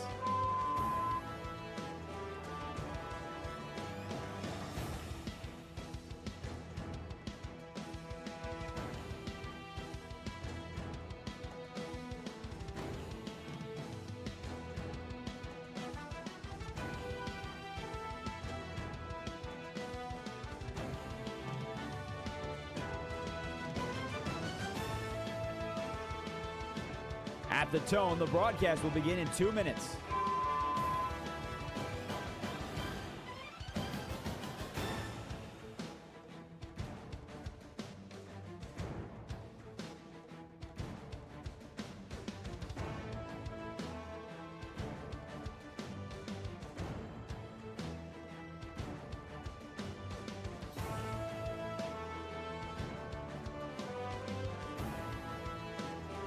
At the tone, the broadcast will begin in 1 minute, 30 seconds.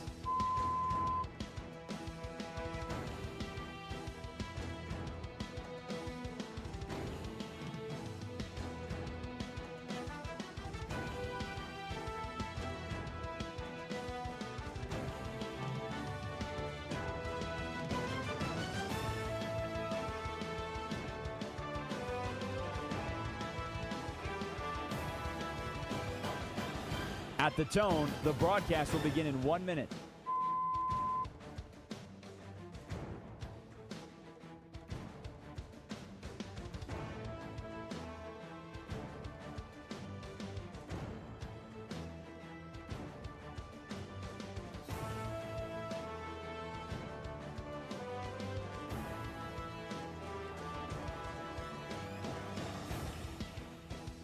Stations, this is your final time check. At the tone, the broadcast will begin in 30 seconds.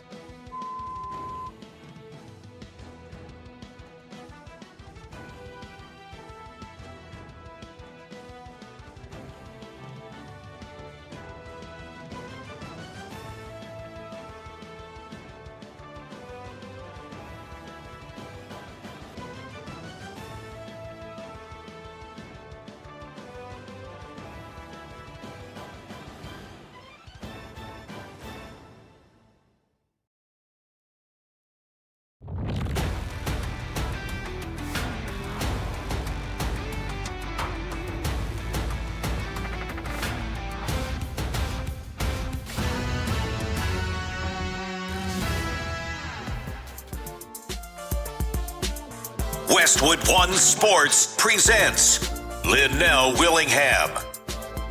Talk the text line wide open for you, 310-840-4910. Talking all things NFL preseason, 7-game slate yesterday in the NFL. Entertaining crop of football until the folks that I cared about got taken out.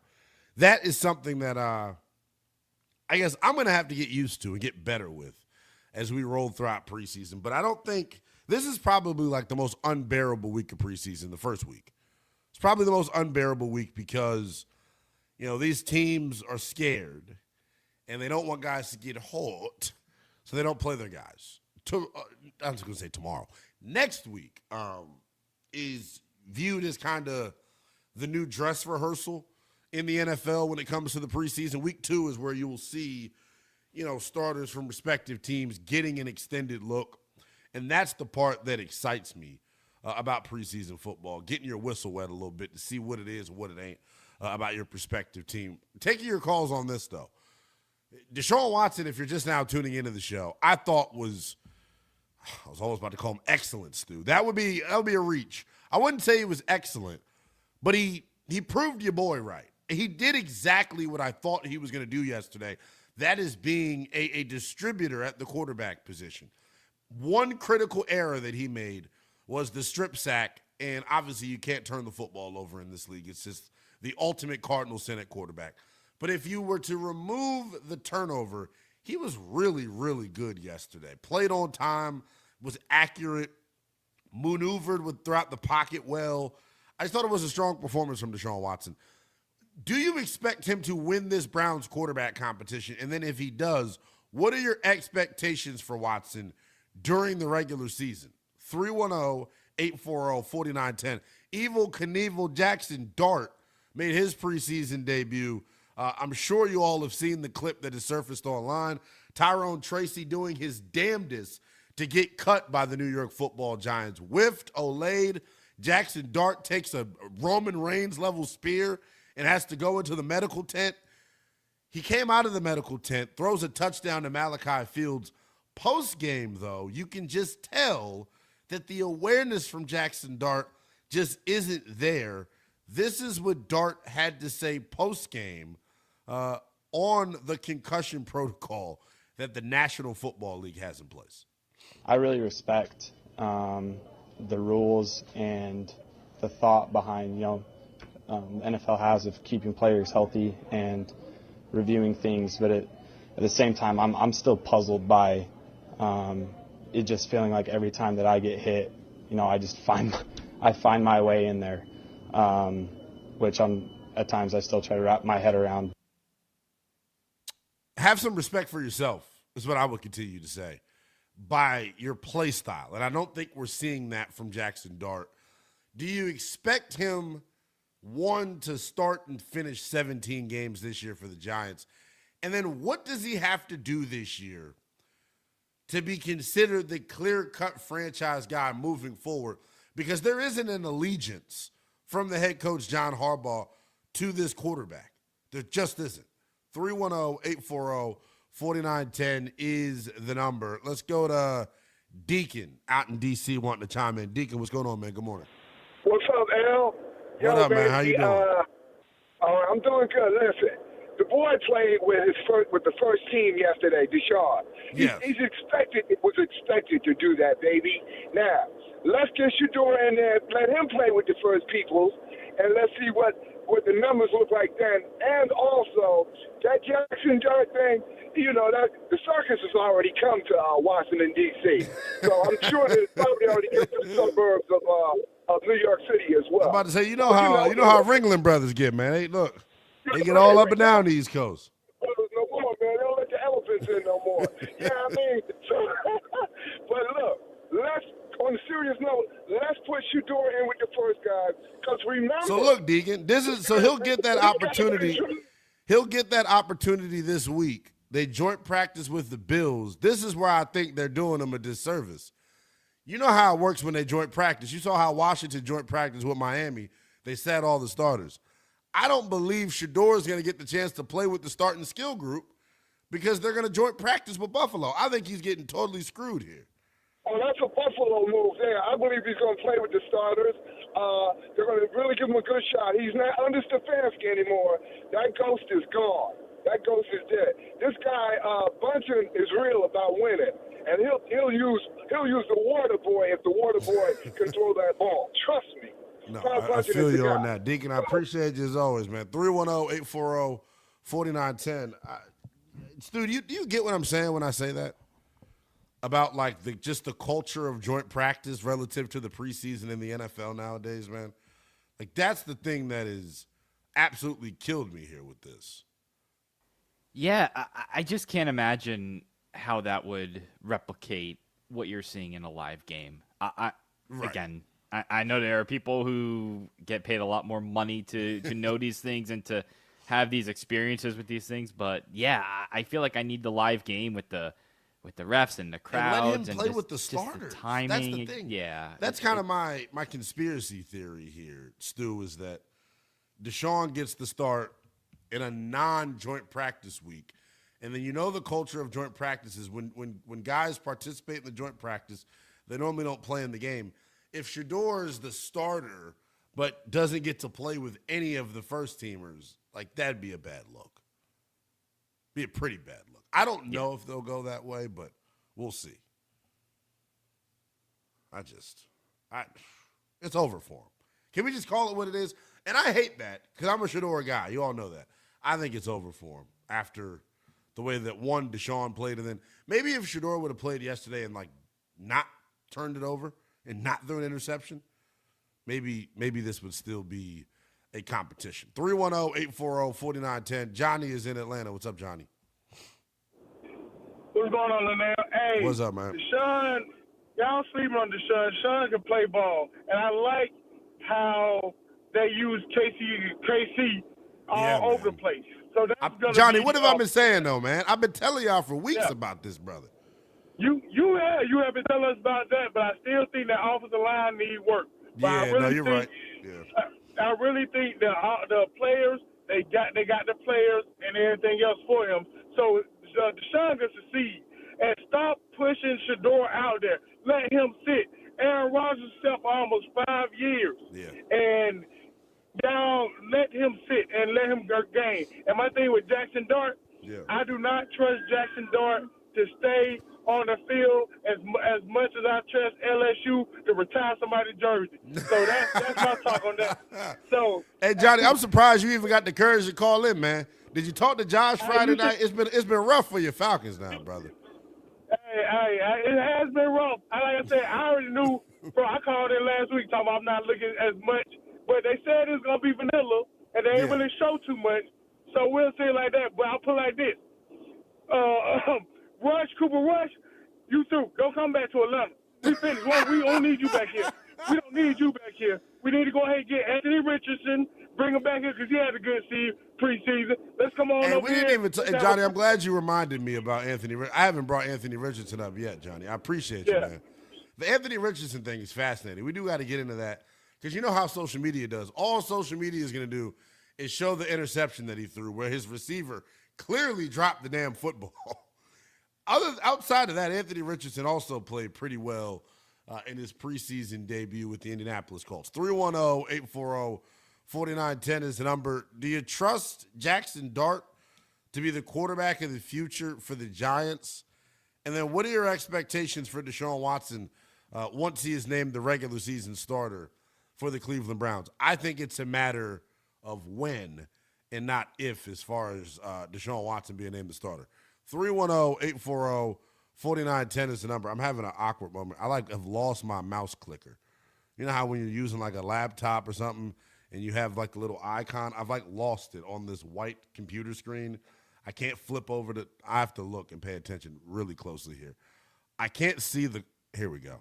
I now have the call screen back up. Mark is in Dallas. What's up, Mark? That almost was so awkward. Good morning. Good to talk to you. So it's weird that you say – Cleveland can't groom a quarterback. They don't know what they're doing. They've had the most quarterbacks in their franchise. Can I be honest? I think those days they are don't over. know. I think those days are over in terms of saying they can't groom a quarterback, buddy. Really, I mean, they fail. I mean, look at. It's not about grooming a quarterback. You got to support the quarterback. You have to support. Nothing happened to Baker Mayfield. They chose to move on like a stupid franchise. They developed Baker Mayfield. That's why he's good. They don't know how to have a quarterback. They move on or they draft too many like they did last year with Dylan Gabriel and Shedeur Sanders. And then look what happened to Deshaun. He's only played 19 games on a $200 million deal. He's been hurt. How is that their fault? They are the ones that sign the contract. They are the ones that go out and choose the quarterback. It's their fault. They're the ones that choose the They're the ones that choose the coaches. I mean, come on now. What are we talking about? The other thing with Jackson Dart, I do think Jackson Dart is going to have a good career. I give them 2 or 3 years when we have nail-biter games with them and the Dallas Cowboys once again, because now our Cowboys are kicking their ass every time we have a game. And as a diehard fan, I do hope we have those. A diehard fan of who? Cowboys. We're in Dallas. You're a Cowboys fan. Don't get me wrong. When we had those Romo and Eli Manning games, they were nail-biting Monday Night Football, Sunday Night Football games. We don't have those no more. That is probably my favorite rivalry out of our division other than the Eagles and you need to stop worrying about rivalries and worry about winning meaningful games. How about that? You called in here popping it like you were the fan of some winning organization. You're a fan of a perennial loser. Appreciate the call, buddy. I mean, come on. Your team loses as much as I change my damn draws. and I'm a cleanly person.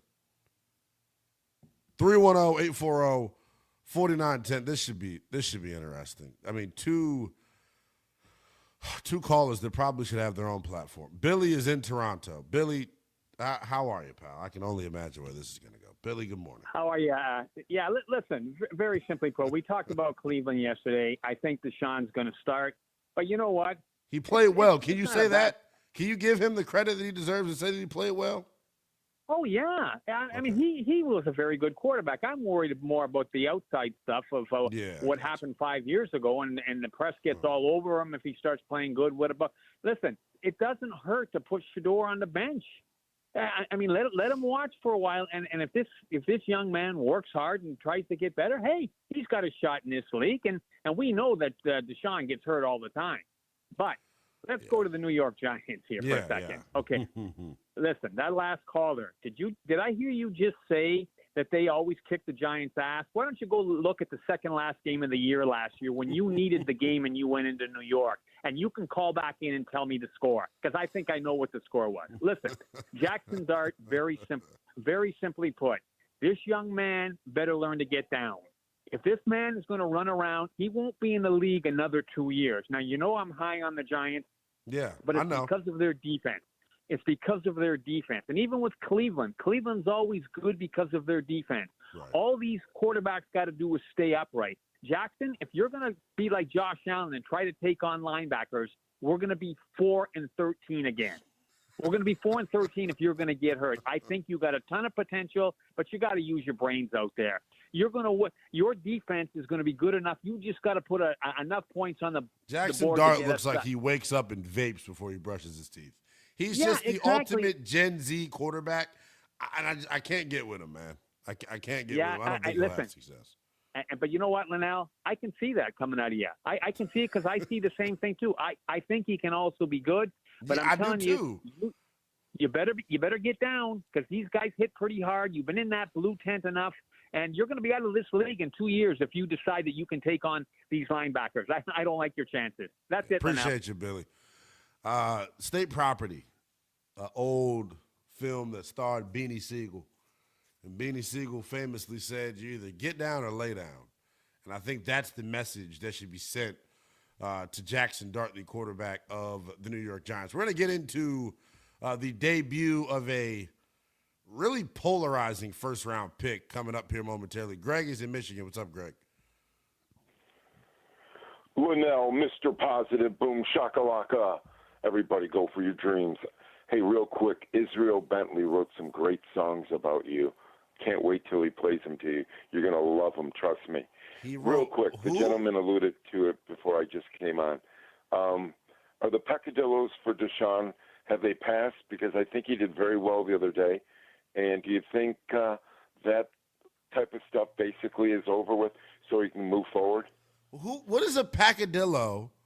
Who is wrongdoing? I guess a maybe associated with him. That's okay. I got you. Yeah. Just give us some context. And then who's Isaac Bentley? Oh, Israel Bentley. Bentley. Jacob Bentley out of Atlanta. He wrote some great songs about youngest in charge. A fantastic. He did one about me, Mr. Positive. Boom shakalaka, go for your dreams. 313. Yeah, you've got to listen to it. I'm going to have him try to send it to you. Yeah, he's got like 3 of them, and they're fantastic. And David Shepard knows about them, and I think Stu might know about them. And I really think that you would really enjoy these songs because they're fantastic. Let me tell you. Be looking for them, okay, my friend? I appreciate you, Greg. Real quick, can we get your football opinion, or do we deserve that? He dropped. Okay, so I forgot. Greg, he's just, okay. I mean, that's 310-840-4. I literally, 310-840-4910. He literally, I've never had a more distracting human being call into a radio show. And I mean that in the most positive way possible. No pun intended. It's a good distraction, man. He breaks up the monotony. Look at me being positive. 310-840-4910. Sam Bruckhouse, Supersports.com, going to join us in 18 minutes. There was one pick made in the first round of the 2026 draft that had every NFL pundit scratching their head across the country, including myself. That polarizing first-round pick made his debut yesterday. How did he fare? We'll tell you next. The Jonas Brothers will be going down under, performing halftime for Rams 49ers in Australia. Will Aaron Donald be on the field, making Kyle Shanahan call SOS? This is an SOS. Westwood One Sports.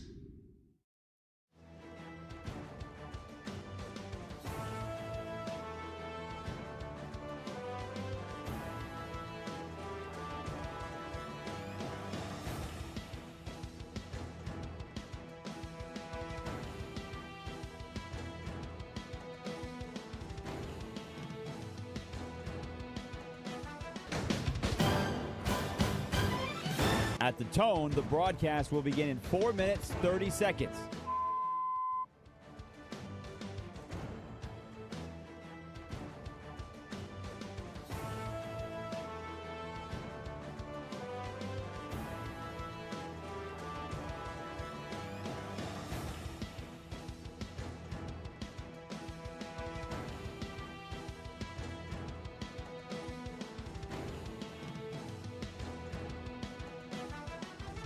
At the tone, the broadcast will begin in 4 minutes.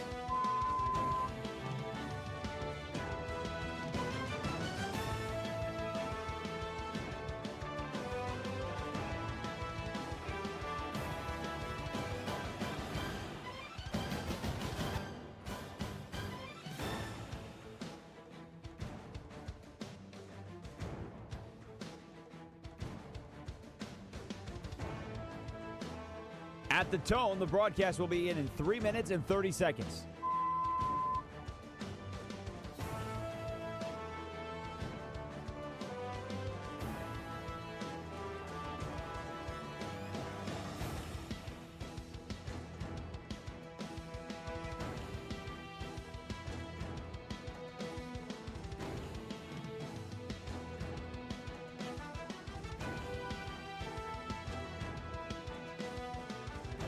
At the tone, the broadcast will begin in 3 minutes.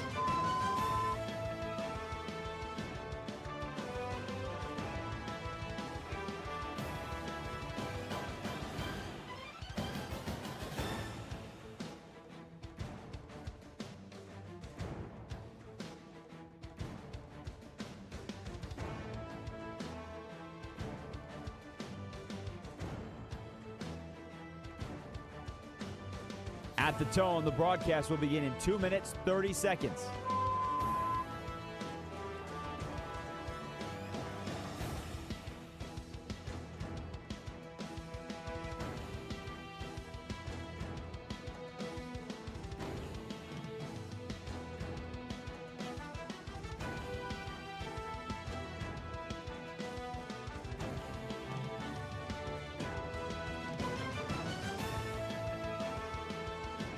At the tone, the broadcast will begin in 2 minutes.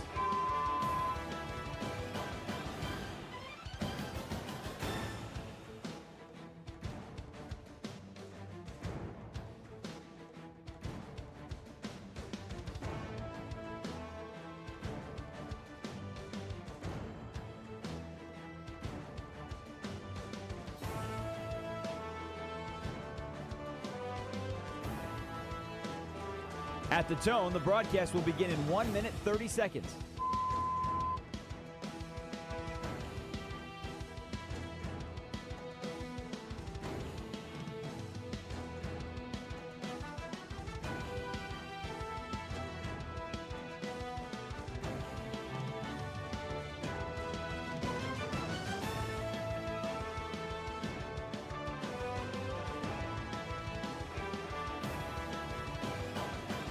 At the tone, the broadcast will begin in 1 minute.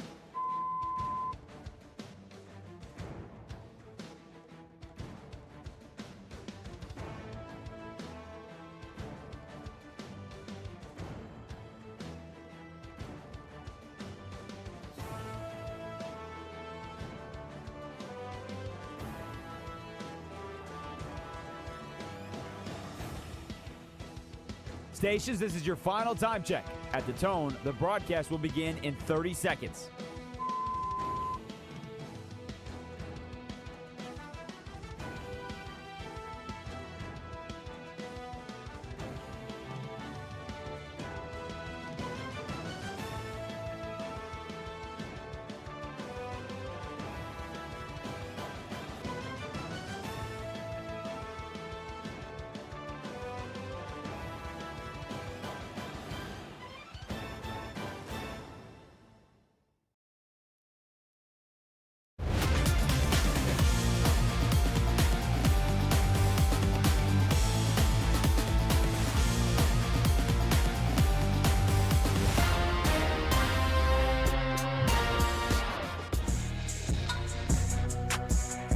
Westwood One Sports presents Linnell Willingham.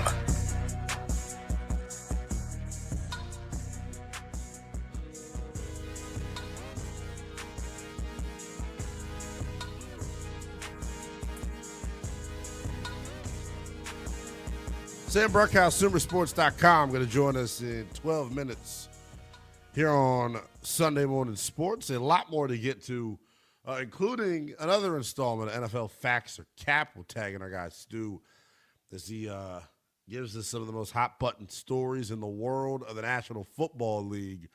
A couple of more calls filing in. We'll get to them as we continue to roll throughout this thing. Justin is in Texas wanting to chime in. Justin, what's going on, man? Hey, brother, what's good, man? So, a couple things. One, I do not think Jackson Dart is going to thrive in a Harbaugh system. I think if you traditionally look at guys like Flacco or kind of that hallmark guy, mark my words, New York is going to tank for Arch Manning. I would bet the house on it. Second point is Deshaun Watson, man, first year back. We got to give this man a chance to be some kind of consistent with Cleveland. This is the first year coming off injury. We got to give him a chance to starter. Me personally, I'm sold out on Deshaun. I think the gentleman from Toronto had a good point. Let him, let Shedeur sit for a little bit. Let him learn the system. I think once he gets the experience, he's going to be good. I think he'll be all right for Cleveland. To touch on the Cowboys thing, and last point for me, I think Dallas is the most interesting team to me right now, just because this has been a vastly different offseason. I think you've seen a lot of Jerry Jones wheeling and dealing, a lot of smart moves, a lot of football moves, bringing in Jalen Thompson, bringing in Kobe Durant, bringing in PJ Locke, a lot of sneaky good football moves, and I think that you saw the depth of Dallas's defense right now, and especially how stout that Christian Parker defense is going to look in Dallas. And if the backups are looking that good, man, I'm really interested to see what Dallas looks like with its starters. Yeah, I am too, man. And as a Washington fan, it doesn't it's not easy for me to give the Cowboys this sort of credit, but man, it's rare that you have an offseason in which you fill damn near every hole that you have.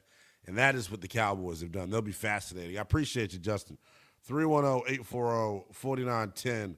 I got Jonesy out in D.C. Jonesy, what's up, OG? What's going on? Nell, how you feeling this morning? I'm good, man. I'm glad we're further removed from the other night. Anyway, what you got? I see you dealing with a lot. But I'm going to be quick with this. Yeah, I'm glad you hung up on the Cowboy fan earlier. He was sounding like they was going to the Super Bowl tomorrow. Yeah, right. And they don't give out Super Bowl trophies in the preseason. You got to play the whole season to even get to the playoffs to do that. But the Deshaun Watson thing, man, yeah, I'm going to give it a little time between him and Shedeur. It's going to take a little time.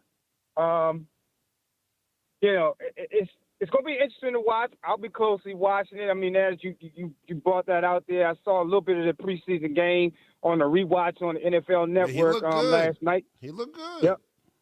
He did look good. I mean, this is really one of his best first preseasons I've seen him since he's been there. Exactly. No, you know what I mean? And but the Jackson Dart thing, man, I mean, he ain't doing nothing but giving us a preview of what he's going to be this season coming up, man. This guy is going to be in the old folk home very early, man. I mean, I give him to like maybe 27, 28. I mean, Yeah, the fact that I don't know if you saw the hit yesterday. I mean, I would have cut the running back. He wouldn't have made it. He wouldn't have got on the bus with us. The running back that blew the block that allowed Dart to get whacked the way that he did, that was tough to watch. Even as a football fan, man, it's tough sledding. Look, and I like Dart in terms of like, you know, the moxie and the swagger and all that. All that's great. He just, I don't know, he rubs me the wrong way in terms of just being, he seems like a jackass. It's the best way that I could put it, man. His spray tan abs and his dollar store gel. I don't know. I feel like he's more interested in the idea of being a quarterback than actually being a quarterback. Maybe I'm totally off base with that. 310-840-4910. Sam Bruckhouse going to stop by the program momentarily, and we'll get his thoughts on everything that we've talked about to this point, man. The Browns quarterback situation, fascinating, as we know. And then Jackson Dart, man. I think of the second-year quarterbacks, we had Cam Ward, Shedeur, Dart. Dart is the one that everyone wants to buy in, it feels like.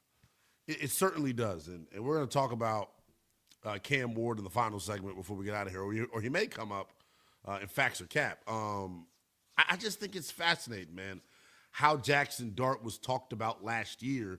And I know he played well, but as I've said all offseason, the way that he finished 2025 and how he performed down the stretch is still a lot to be determined in terms of how good he can actually be. Final hour of power comes your way next. Sam Bruckhouse, SumerSports.com, going to stop by as we take a spin around the National Football League next. This is Westwood One Sports.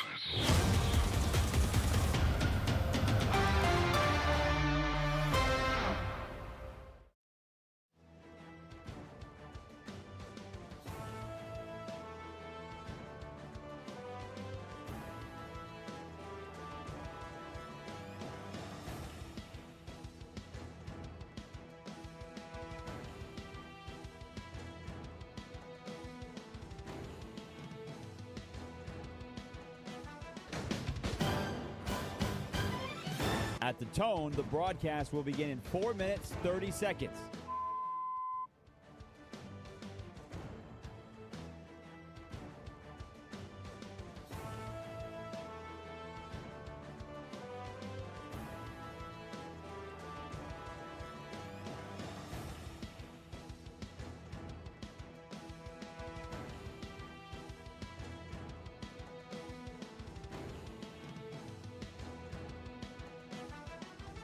At the tone, the broadcast will begin in 4 minutes.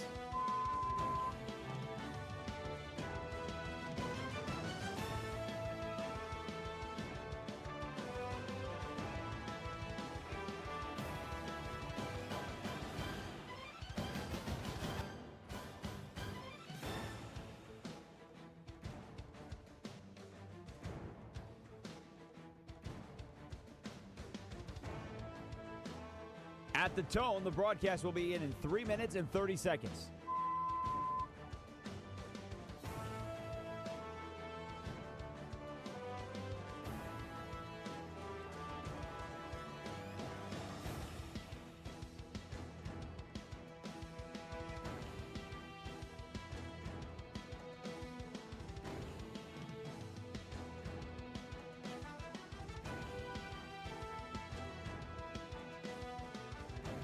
At the tone, the broadcast will begin in 3 minutes.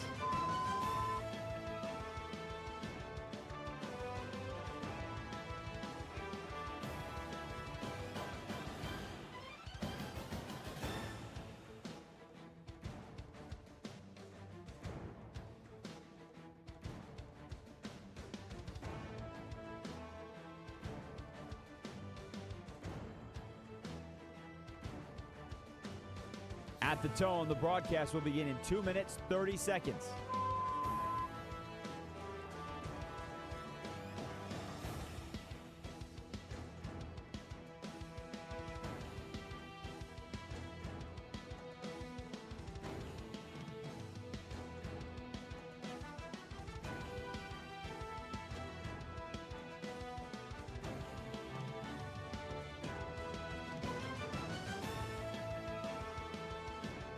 At the tone, the broadcast will begin in 2 minutes.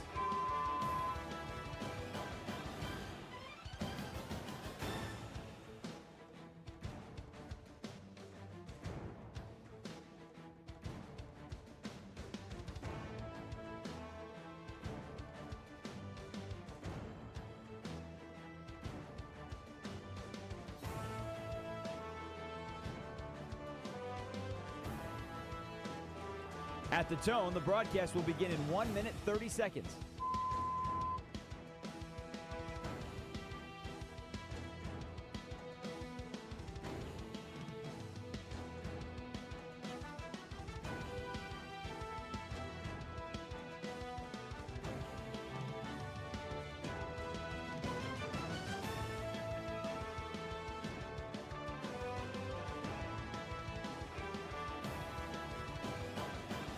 At the tone, the broadcast will begin in 1 minute.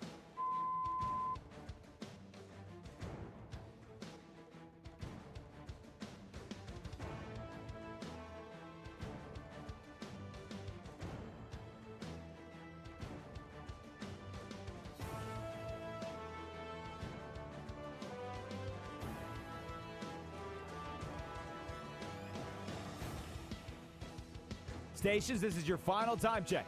At the tone, the broadcast will begin in 30 seconds.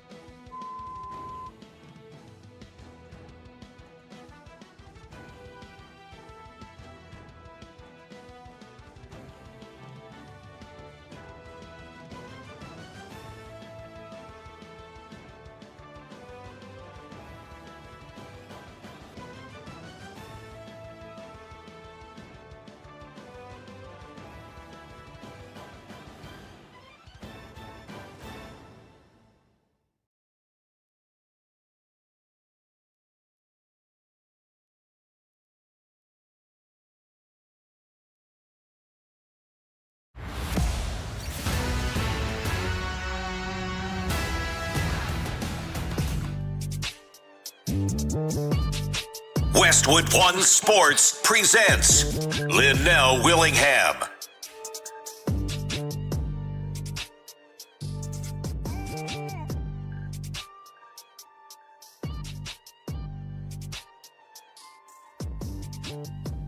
Final hour of power here on Sunday Morning Sports with the youngest in charge, Linnell Willingham, getting you up to 11 a.m. Eastern Time.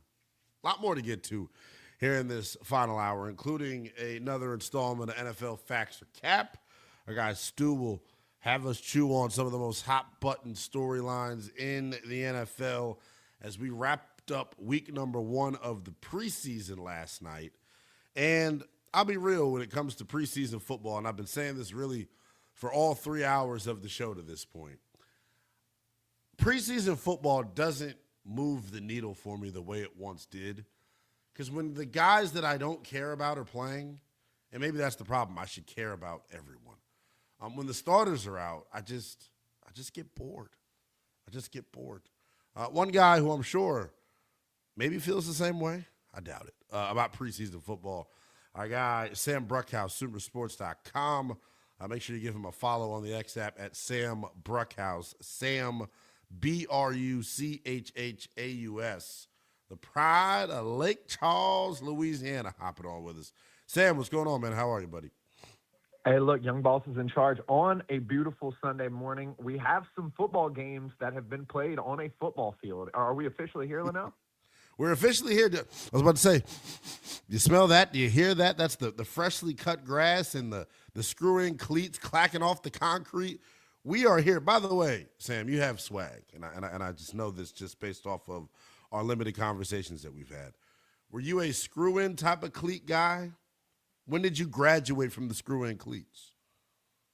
I really never was, because, when you are down in Louisiana, you got some swampy grass, and it gets dirty and messy, and sometimes in those screw-in cleats, you can start slipping and sliding. So I was always a molded guy, particularly because once I started going into college, the American Conference is, for the most part, a field turf group. So I never really was a screw-in cleat guy. Little League was like my screw-in era when I first started playing. I loved the sound of the click and the clacking I love smacking my cleats together to get the mud and dirt out of them. It just gives you all the feels, Sam. Speaking of mud and dirt, plenty of mud and dirt yesterday at Soldier Field as Browns and Bears locked horns in the preseason opener. We opened up the show talking about this, Sam. I thought Deshaun Watson, outside of the strip sack, and I know that's like saying, you know, if my grandmother had a mustache, she'd be my grandfather.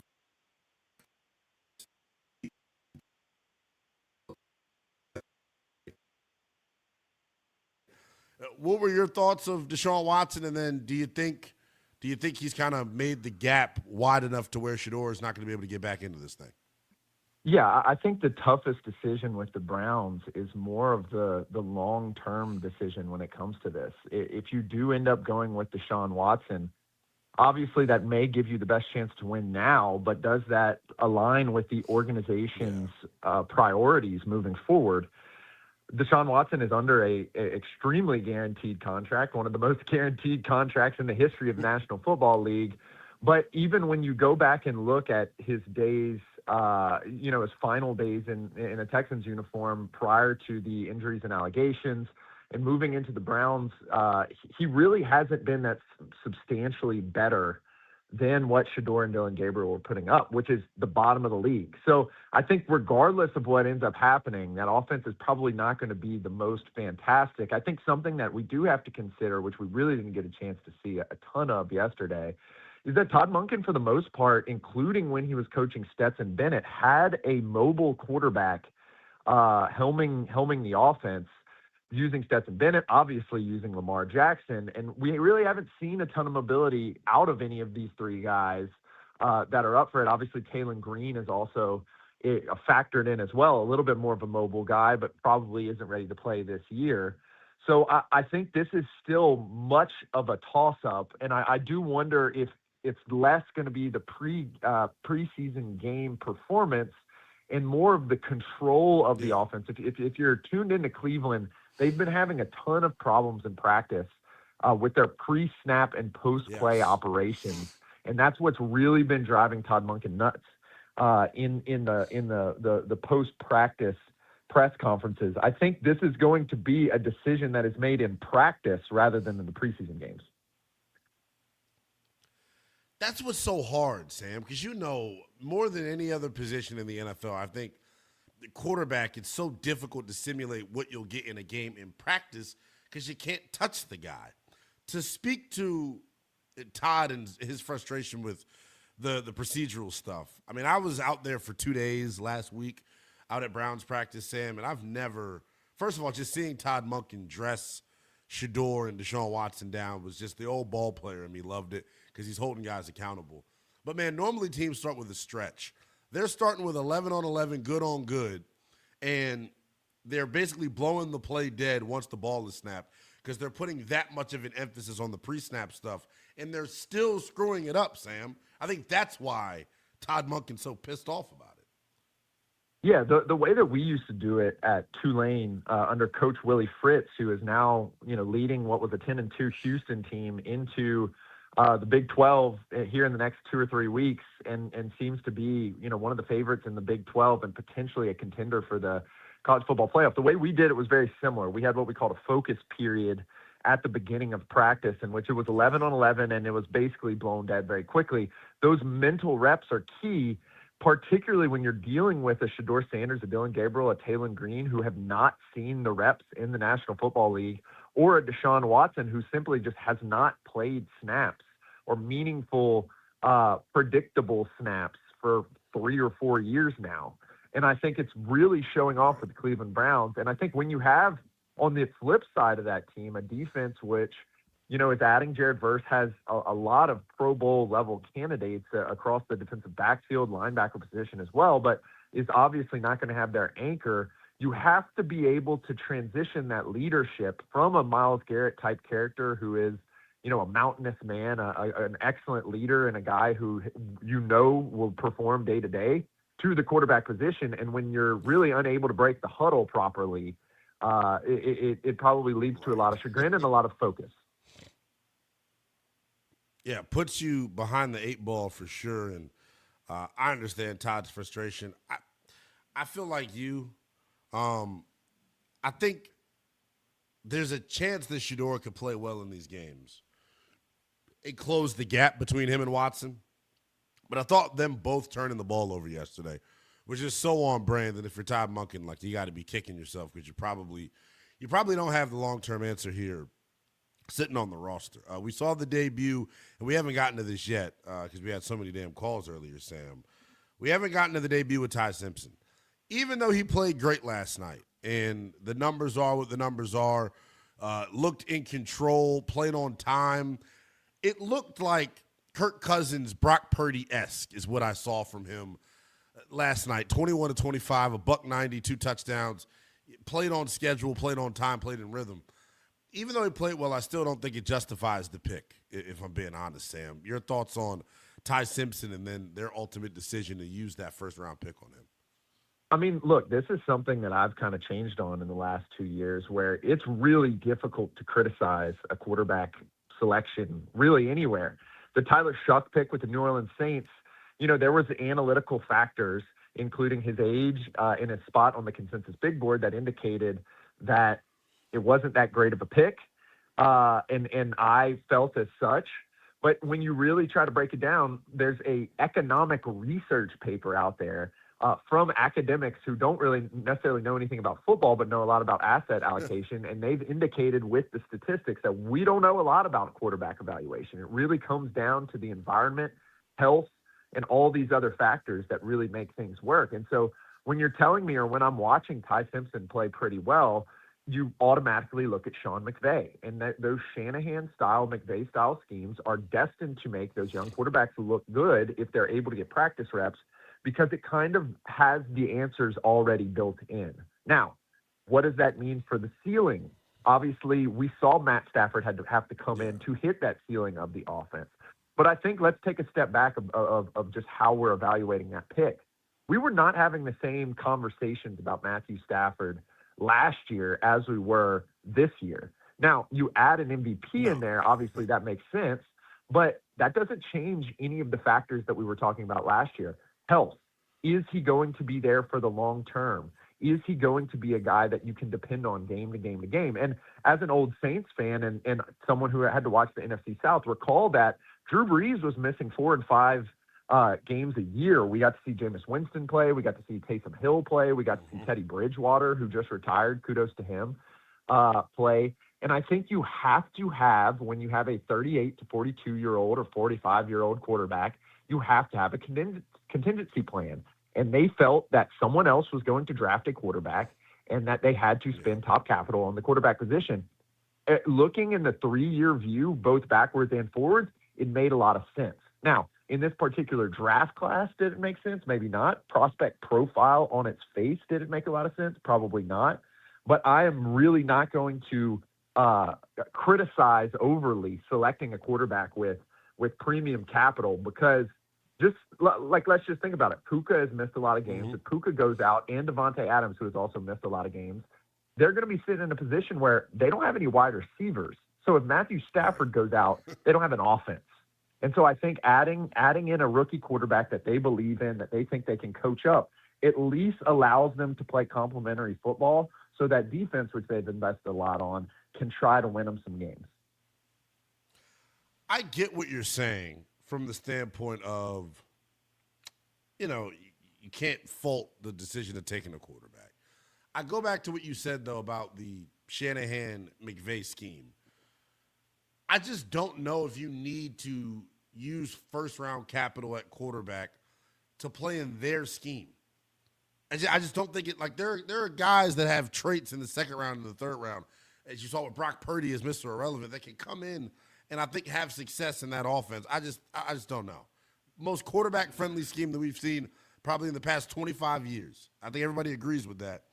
For that reason, I don't know if I would ever waste a first-round pick for a quarterback to play in that scheme. But it is what it is. I know a lot of people have differing opinions on it. He played well. I don't think anyone's opinion, kind of differs on that. You can't deny it. Played on time. The ball got out. Decisions were made on time and in rhythm.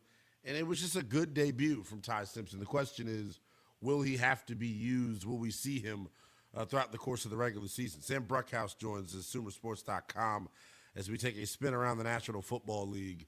I want to ask you about Jacoby Lane out in Baltimore, man. He is somebody to me, and when I was there the one day that I visited their training camp, he had a massive big-time catch over the middle, 45 yards, climbs the ladder, high points the football.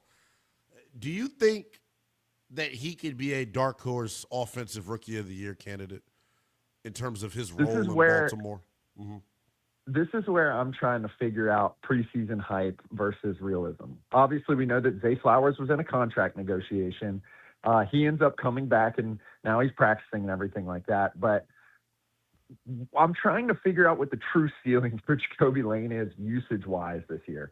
Typically, if we're going to see a guy be in the offensive rookie of the year category, he's going to have about a 25% target share, which basically means if he's active, he's seeing about a fourth of the targets each game. And then you're also probably going to have what's called a yards per route run, which means if he's running a route, how many yards can we expect to get if the ball is thrown to him? And it's conditional on the route run. It's not the target. You're going to have to have something around a 2 to a 2.5. That's about what we saw with Teteroa McMillan last year. I struggle to think that if he's going to be the wide receiver 3 on this team, because I think you look at Zay Flowers as a guy who has progressed each year, was in the top 10, probably more around the top 5 range in both of those statistics last year. I just don't foresee him being a wide receiver 1 in this offense. I think Zay Flowers strongly has that lockdown, and you add in Mark Andrews, particularly in the red zone. I don't know if we'll see those kind of touchdowns really come in between those two. And then you kind of got to look at the field when it becomes the rest of the wide receiver room. So do I think he's going to be an offensive rookie of the year candidate? I just simply don't think the touches are out there, particularly with an offensive coordinator who is probably going to come in with some exotic run looks and has Derrick Henry at his disposal, who should, as it starts getting colder, continue to get 20, 25, 30 touches a game. So I just don't think the touches are there. But this is a really unique preseason bet, particularly in the fantasy sphere, because if this is a guy who can get 40, 50 yards a game, maybe a touchdown here or there, given his size, and I expected this offense to be a heavy 12 personnel group going into the offseason before free agency and before the draft. They only really have one answer at tight end. Right. And so I think that Jacoby Lane could very well slot in almost as like a second red zone tight end, big play guy on a fantasy team. I wouldn't necessarily take any bets on him on the offensive rookie of the year candidate, just because I don't think the touches are there for him.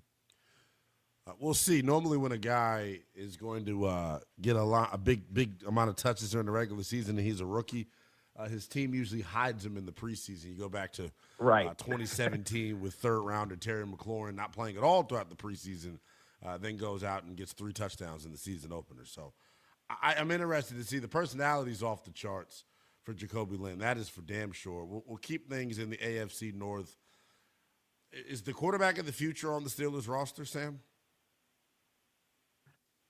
I think it's a really, really tough question to ask. Here's actually what I'm going to highlight, though. Mike McCarthy just develops quarterbacks. Now, he's had excellent quarterbacks. He's had Aaron Rodgers, and he's had Dak Prescott. But when it comes down to it, we've always seen them improve. He took Aaron Rodgers from a young guy who was a backup to a Super Bowl winner, and he took Dak Prescott from a guy who people really had questions of whether he could be a franchise quarterback, or you mentioned Kirk Cousins prior to, if he was more of just a Kirk Cousins type guy.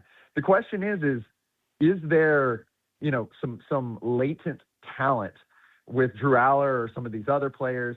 I struggle just looking at the data of where those players typically are drafted. Will Howard, to think that that's a true investment in the future. Obviously, they have Aaron Rodgers who will probably play this year. I wouldn't bet on them having the quarterback of the future on their team, even though I will say the physical tools are there. And moreover, both of these guys can run pretty well. And I think at least a floor, particularly with a team that has that defense, you've set a pretty nice floor for yourself, even if Rodgers is unlikely or unable to play, because those guys can run on 3rd and 4th down.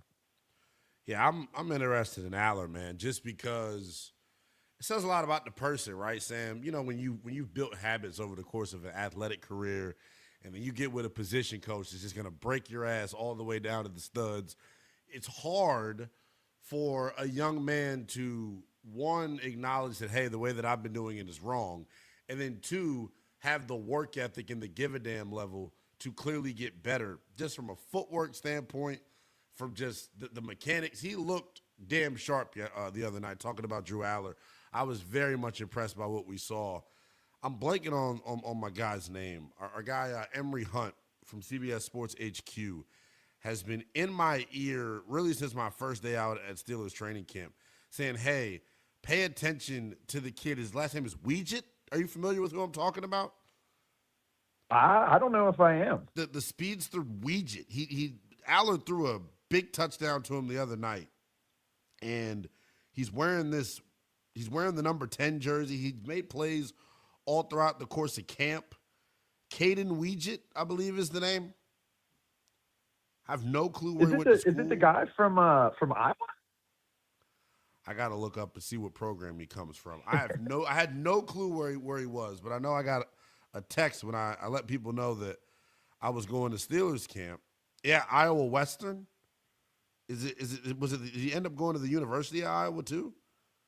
Well, so he was a JUCO cat at first, is what it looks like. Yeah, with some of these guys, it's so interesting, particularly with these speedster guys. And we saw it with Calvin Austin in the Steelers jersey as well. And I had the benefit of playing against Calvin Austin, so I got I got a kind of eye on that type of player. And then also the Steelers also, don't forget, have the slot back out of Navy who they added Heidenreich. with the Shrine Bowl.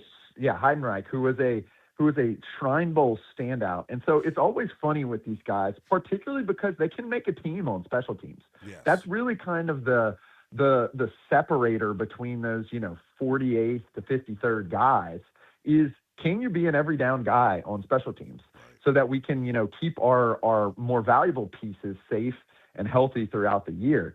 And when you get these kind of speedster cats, they typically can play pretty well on special teams. Now, kickoff has changed a little bit. You're going to need a bigger body on kickoff now, but particularly on punt or punt return, you need those type of guys to really make an impact. So I keep a close eye for your buddy at CBS Sports HQ about his impact in the special teams game, because that's where he's probably going to make the team.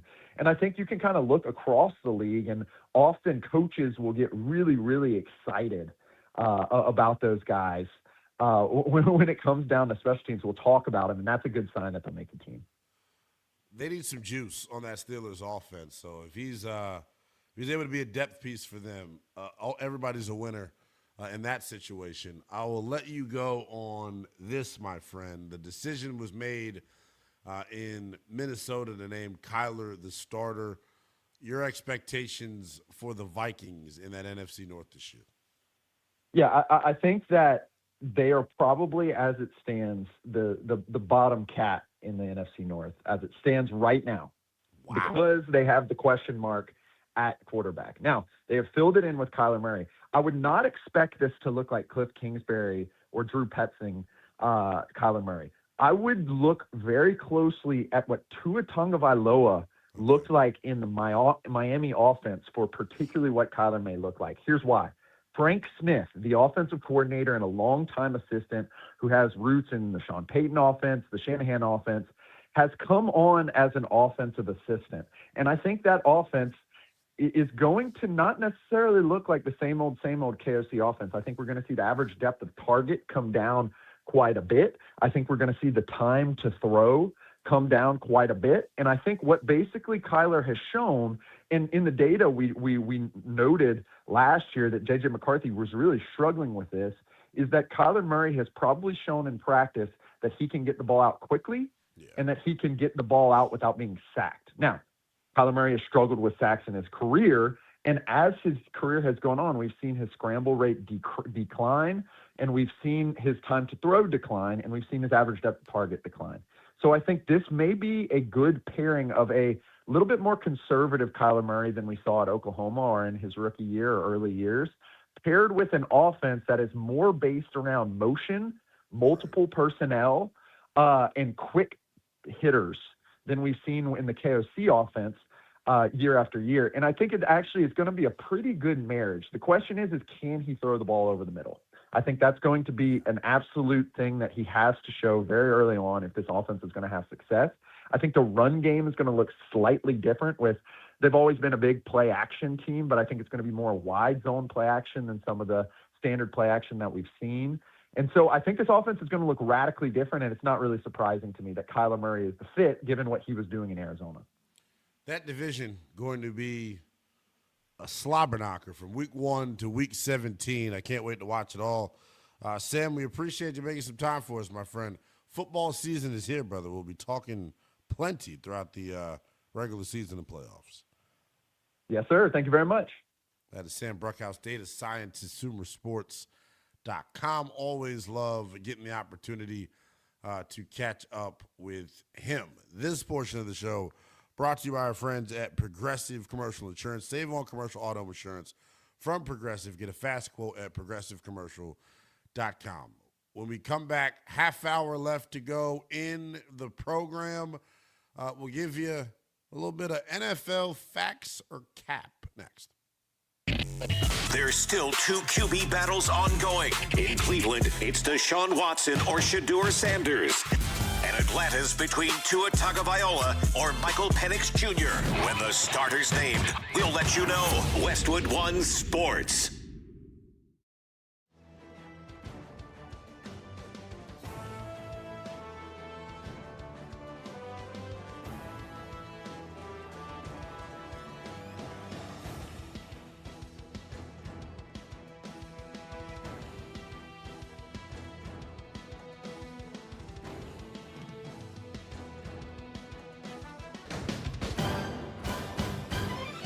At the tone, the broadcast will begin in 4 minutes, 30 seconds.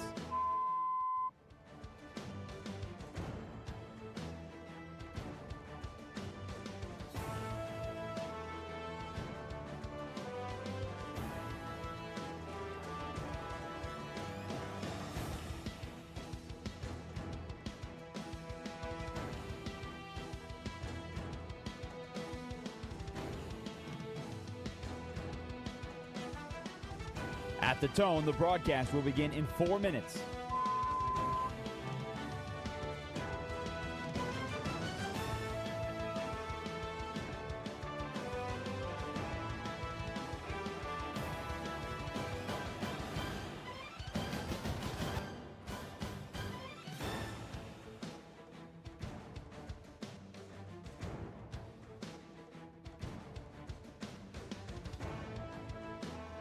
At the tone, the broadcast will begin in 3 minutes and 30 seconds.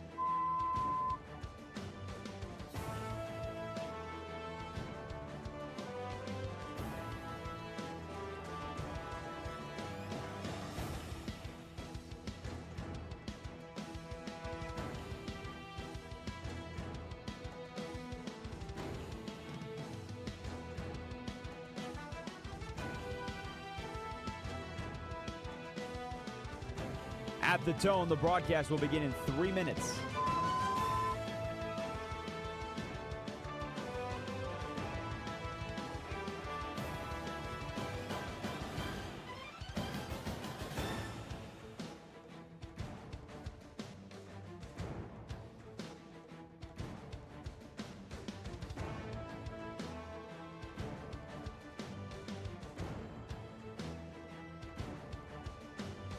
At the tone, the broadcast will begin in 2 minutes, 30 seconds.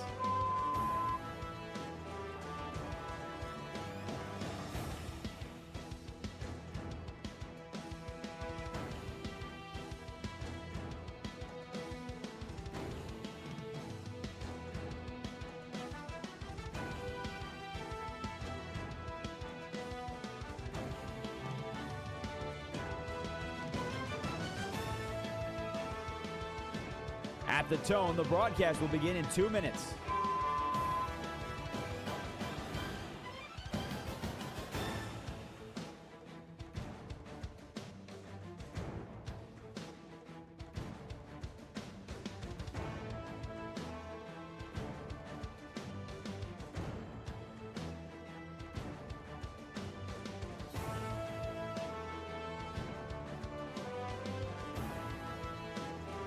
At the tone, the broadcast will begin in 1 minute, 30 seconds.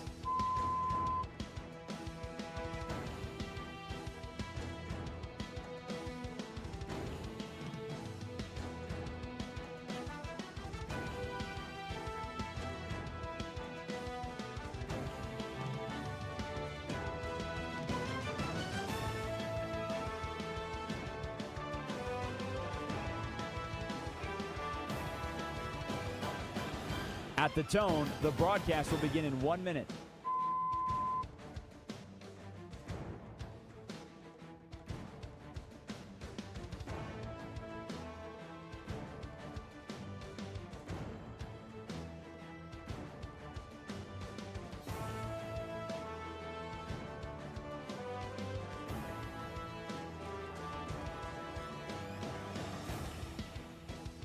Stations, this is your final time check. At the tone, the broadcast will begin in 30 seconds.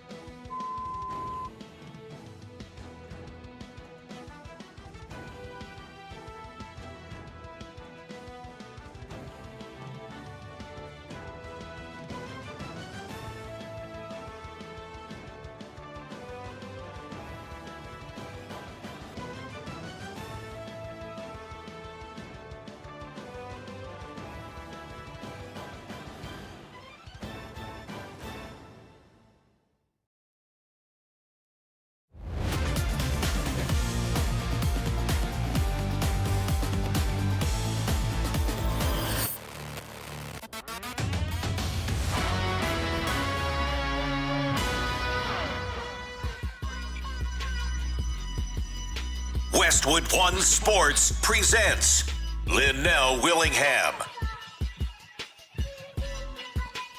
Big thank you to our guy, Sam Bruckhouse, SuperSports.com, stopping by the program. If you miss any of that conversation, use the rewind feature on the live stream. If you're checking us out on YouTube, our guy Stu will have the podcast up for you when the show is over as well, so you can go back and check it out that way as well.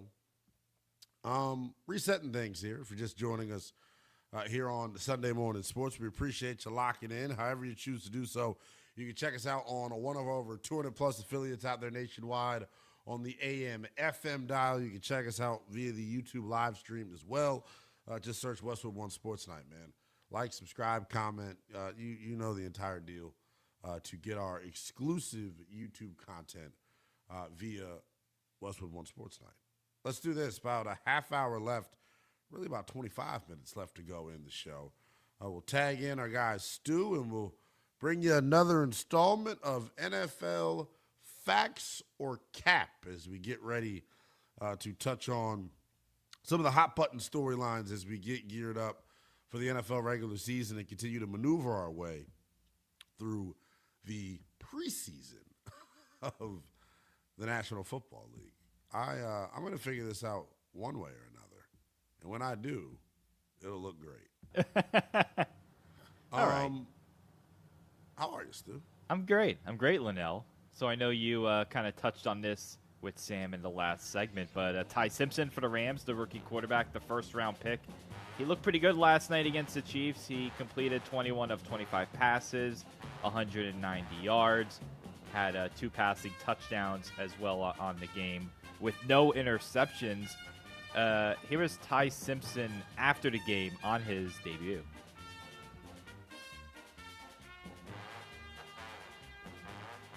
It was great. Guys did a great job, executed well. Everybody was, on task, and that's what executed the play. So, I just threw the ball. The guys did the rest. I got a lot to learn. A lot of learning ups in that game right there. And hopefully I'm going to keep growing. I'm not looking for perfection. I'm looking for progress. Excited for the next op. All right. So facts or cap?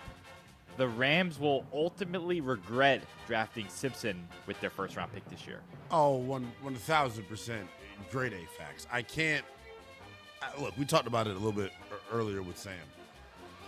He can be great all he wants. The reality is he is not going to help them at all during the 2026 season. And to me, that was kind of the point.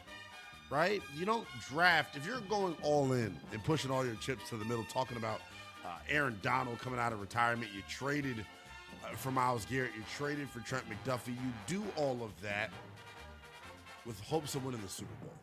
You don't use your richest asset of the entire offseason on a guy that's not going to be able to help you. So, no. My opinion hasn't really changed on the Ty Simpson pick. Did he look good? Sure. I may have looked good going up against some backups in preseason, man.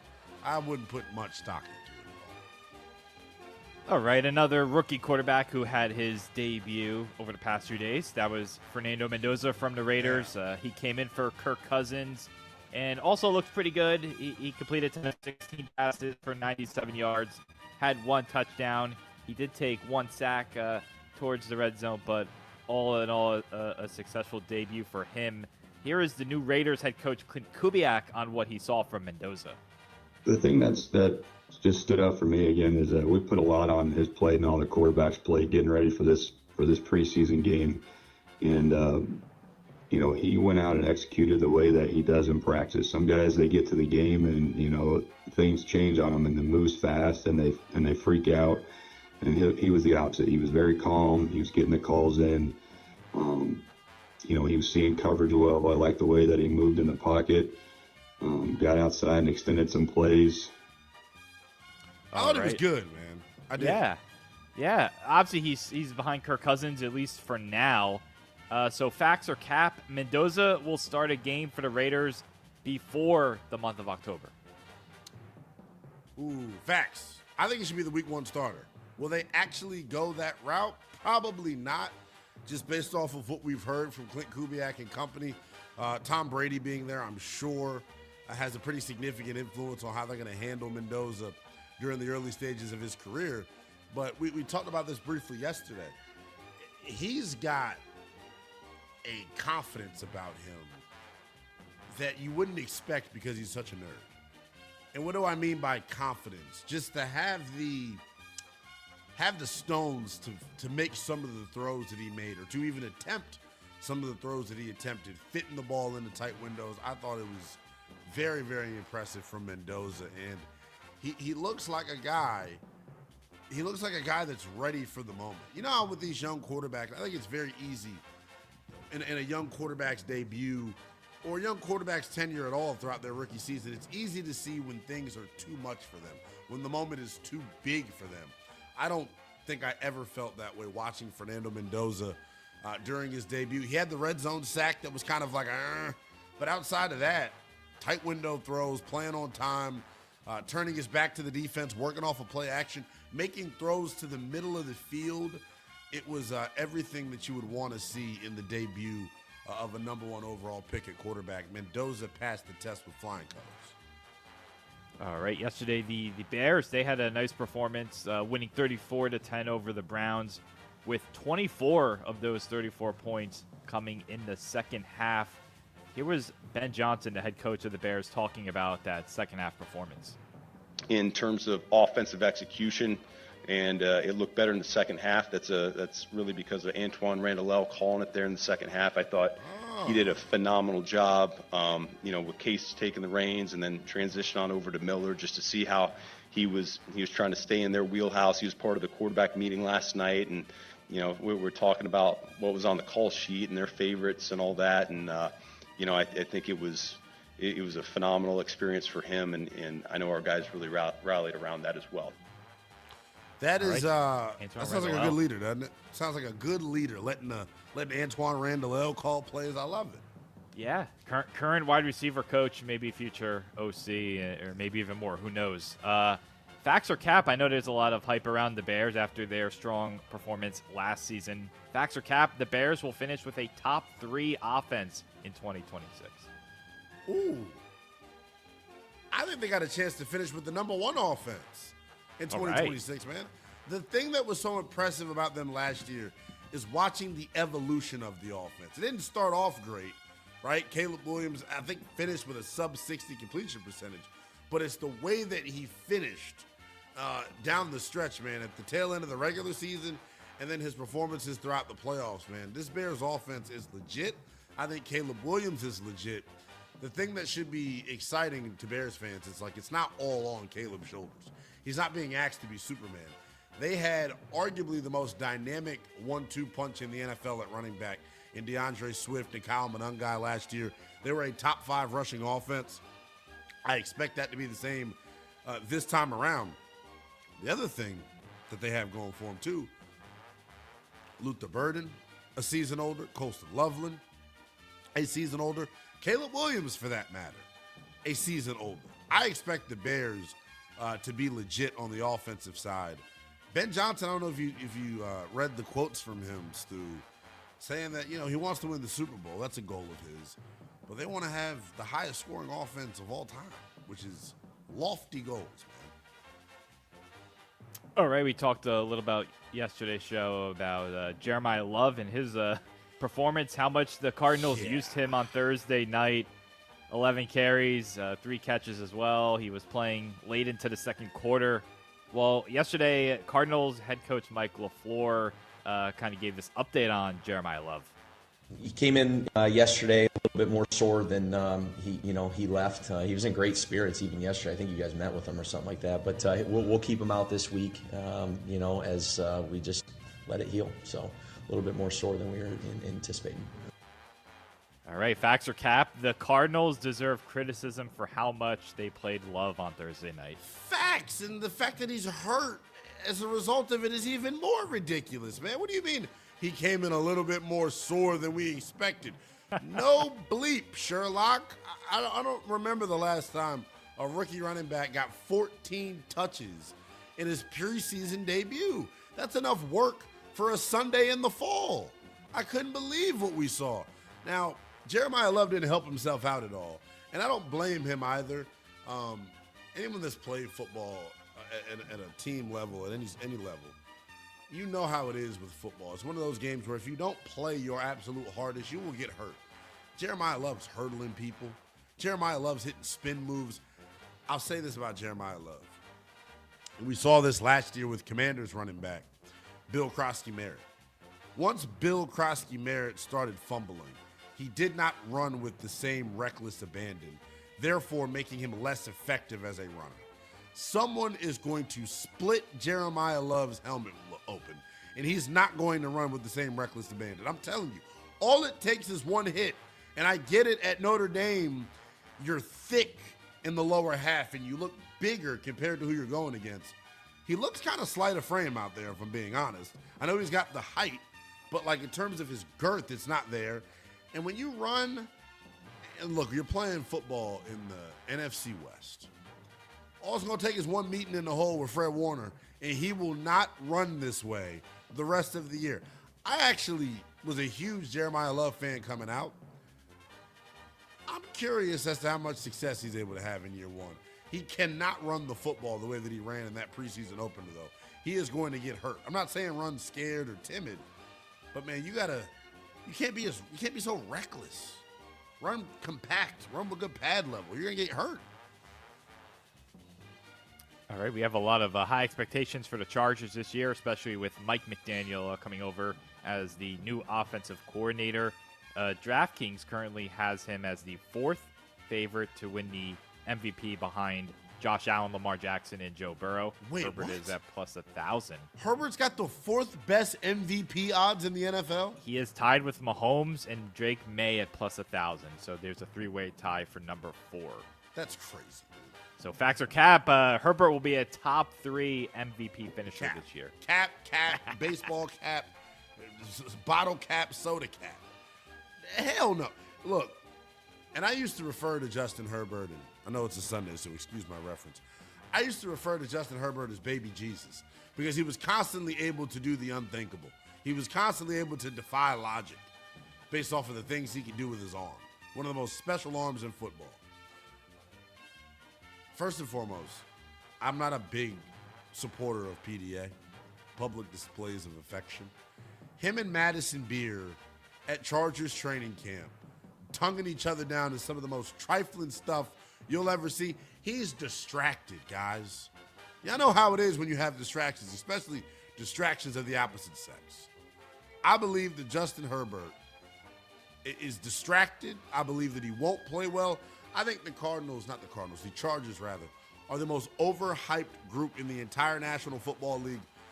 Why isn't Jim Harbaugh on the hot seat? How many playoff games have the Chargers won since Coach Harbs has gotten to town? I think the answer is none. Not going to be an MVP candidate for sure. All right, we'll squeeze one more in here. One more rookie quarterback, and that is Cade Klubnik of the Jets. Geno Smith with a minor injury on Friday night, so Klubnik got the start for the Jets and completed 5 of 7 passes, 56 yards. 2 scoring drives for the Jets. Aaron Glenn, after the game, had this to say about his rookie quarterback. When we watched him in college, I mean, he was the same way. Nothing changes. He has some moxie to him. He's very confident. He's confident in his arm. He's confident in his ability to elude and make plays with his feet.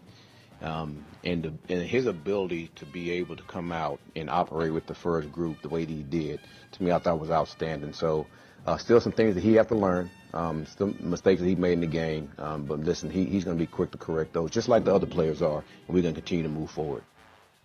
Yeah, obviously the Jets have 3 first-round picks next year. They have their own. They have the Cowboys. Yeah. They have the Colts' first-round pick. Facts or cap, the Jets will use one of their first-round picks on a quarterback in 2027. Facts. They have to, right? Unless Cade Klubnik comes out of nowhere.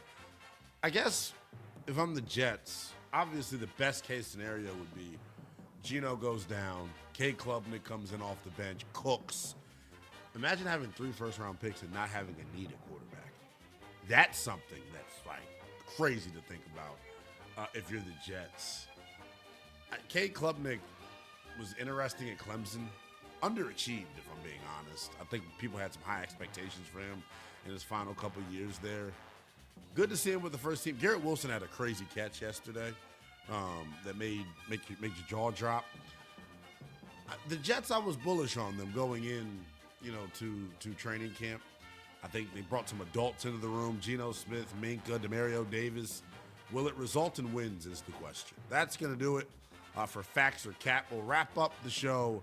Coming up on the other side of the break, the most expensive snack in all of fast food, as I like to call it. It's got a brand new menu item that's set to sweep the streets coming up this week. We'll tell you who is changing the fast food game coming up this fall. That is next here on Westwood One Sports. The first weekend of the preseason games is in the books, and we're that much closer to the regular season. The Seahawks-Patriots Wednesday night opener is less than a month away. I'm so excited! I'm so excited! Westwood One Sports.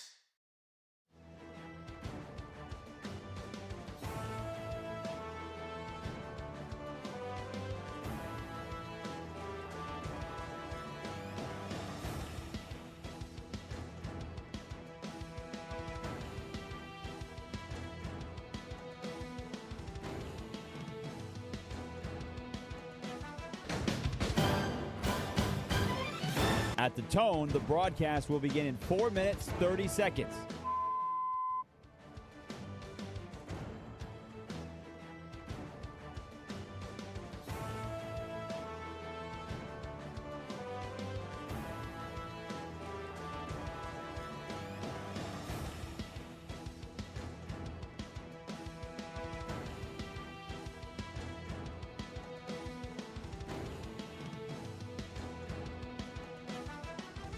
At the tone, the broadcast will begin in 4 minutes.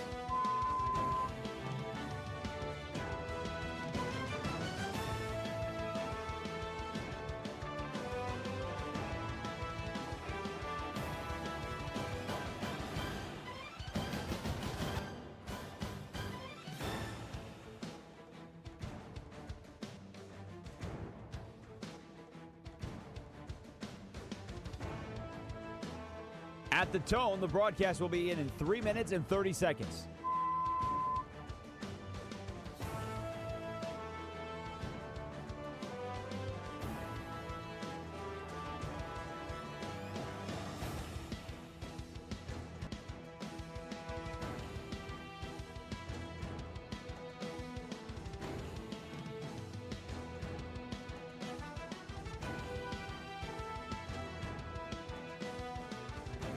At the tone, the broadcast will begin in 3 minutes.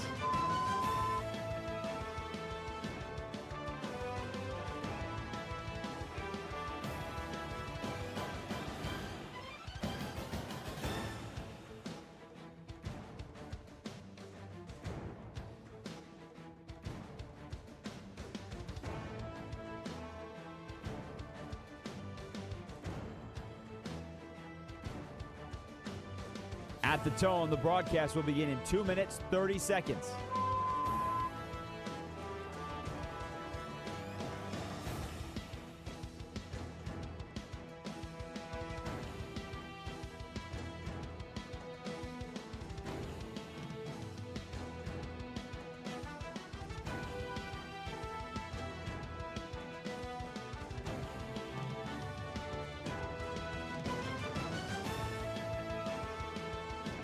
At the tone, the broadcast will begin in 2 minutes.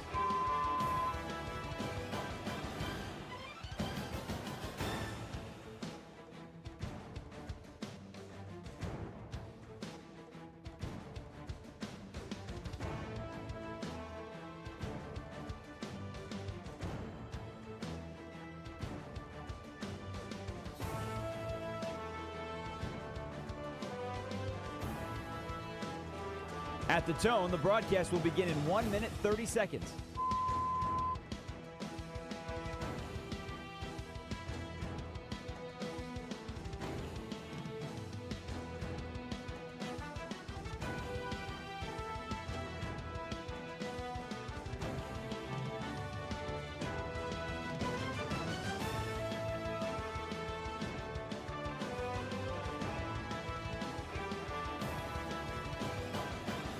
At the tone, the broadcast will begin in 1 minute.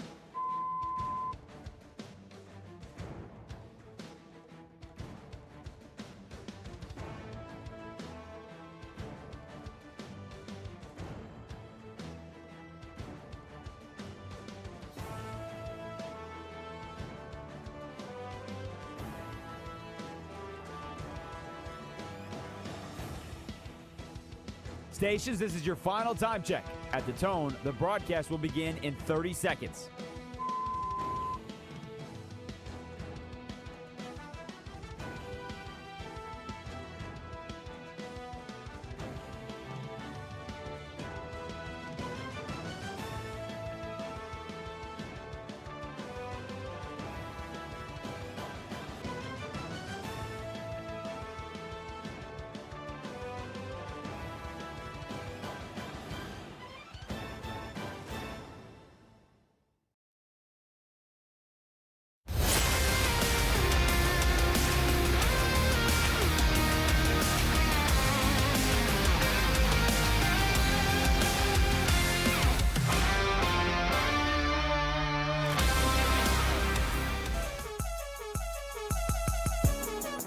Westwood One Sports presents Linnell Willingham.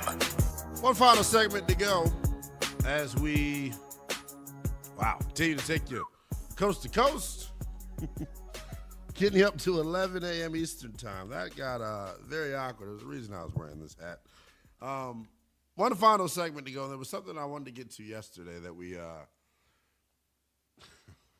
didn't have time to get to yesterday, so we'll get to it today. Chick-fil-A, which I have dubbed as the world's most expensive snack, because I think in terms of like fast food, bang for their buck, not great. The portion sizes are usually pretty small, and it's really expensive. They're home of the chicken sandwich, though, right? They have come out with a chicken and waffle sandwich, I guess is how we're going to describe it, what we're going to describe it as. A chicken and waffle sandwich. And I don't know how much it costs. I don't know how big it is. If it's on brand, though, for what what Chick-fil-A has been known for, I'm all over the place, clearly, right? Then I expect it to be overpriced, super small, and not big enough to fill me up. That has been the MO of Chick-fil-A really since their inception. Now, we have this thing here that I've never been to it. It's actually, I think it's like a Maryland-specific thing. Stu, I don't know if you're familiar with the little blue menu. No. For Chick-fil-A, yeah. No, I don't know. What is that? We have this, like, I've never been. We have this Chick-fil-A out in, I think it's like College Park, where it's a little blue menu. That's what it's called. And they serve, like, hot dogs and burgers and pizza and anything that you can name. Chick-fil-A's got wings. It's a bunch of different things, but it's only at this, like, one location. I don't know if there are little blue menus, like, scattered across other states. You've never even heard of the concept, though, huh? I've never heard of this. No, not once. Yeah, little blue menu. It's interesting. Anybody out there in the YouTube chat that's heard of the little blue menu for Chick-fil-A? Type at us, man. You you'll get some cool points from me because I feel like people think I'm making this up now. Yes, there is a Chick-fil-A that serves more than just chicken. They serve pizza, burgers, wings, onion rings, guys, steak fries. By the way, I had Red Robin yesterday, or Friday night. Steak fries are the number one seed of French fries, is how I would put it. Just saying. Just saying. That's going to do it, though, here for another installment of Sunday Morning Sports with the youngest in charge, Liddell Willingham. Appreciate you all tuning in. You make sure you continue to subscribe to our YouTube channel, Westwood One Sports Night, on YouTube to get exclusive training camp content, the live stream each and every show, and then individual segments of YouTube Shorts posted there as well. Thank you to our guy Andrew. Thank you to our guy Stu, keeping us on track. Appreciate Sam Bruckhouse, Supersports.com, stopping by the show. If you missed any of that conversation, use the rewind. Go back to 10 a.m. Eastern time to hear my conversation with Sam Bruckhouse. Back with you tomorrow on the late night for Westwood One Sports Night. Be well. This is Westwood One Sports.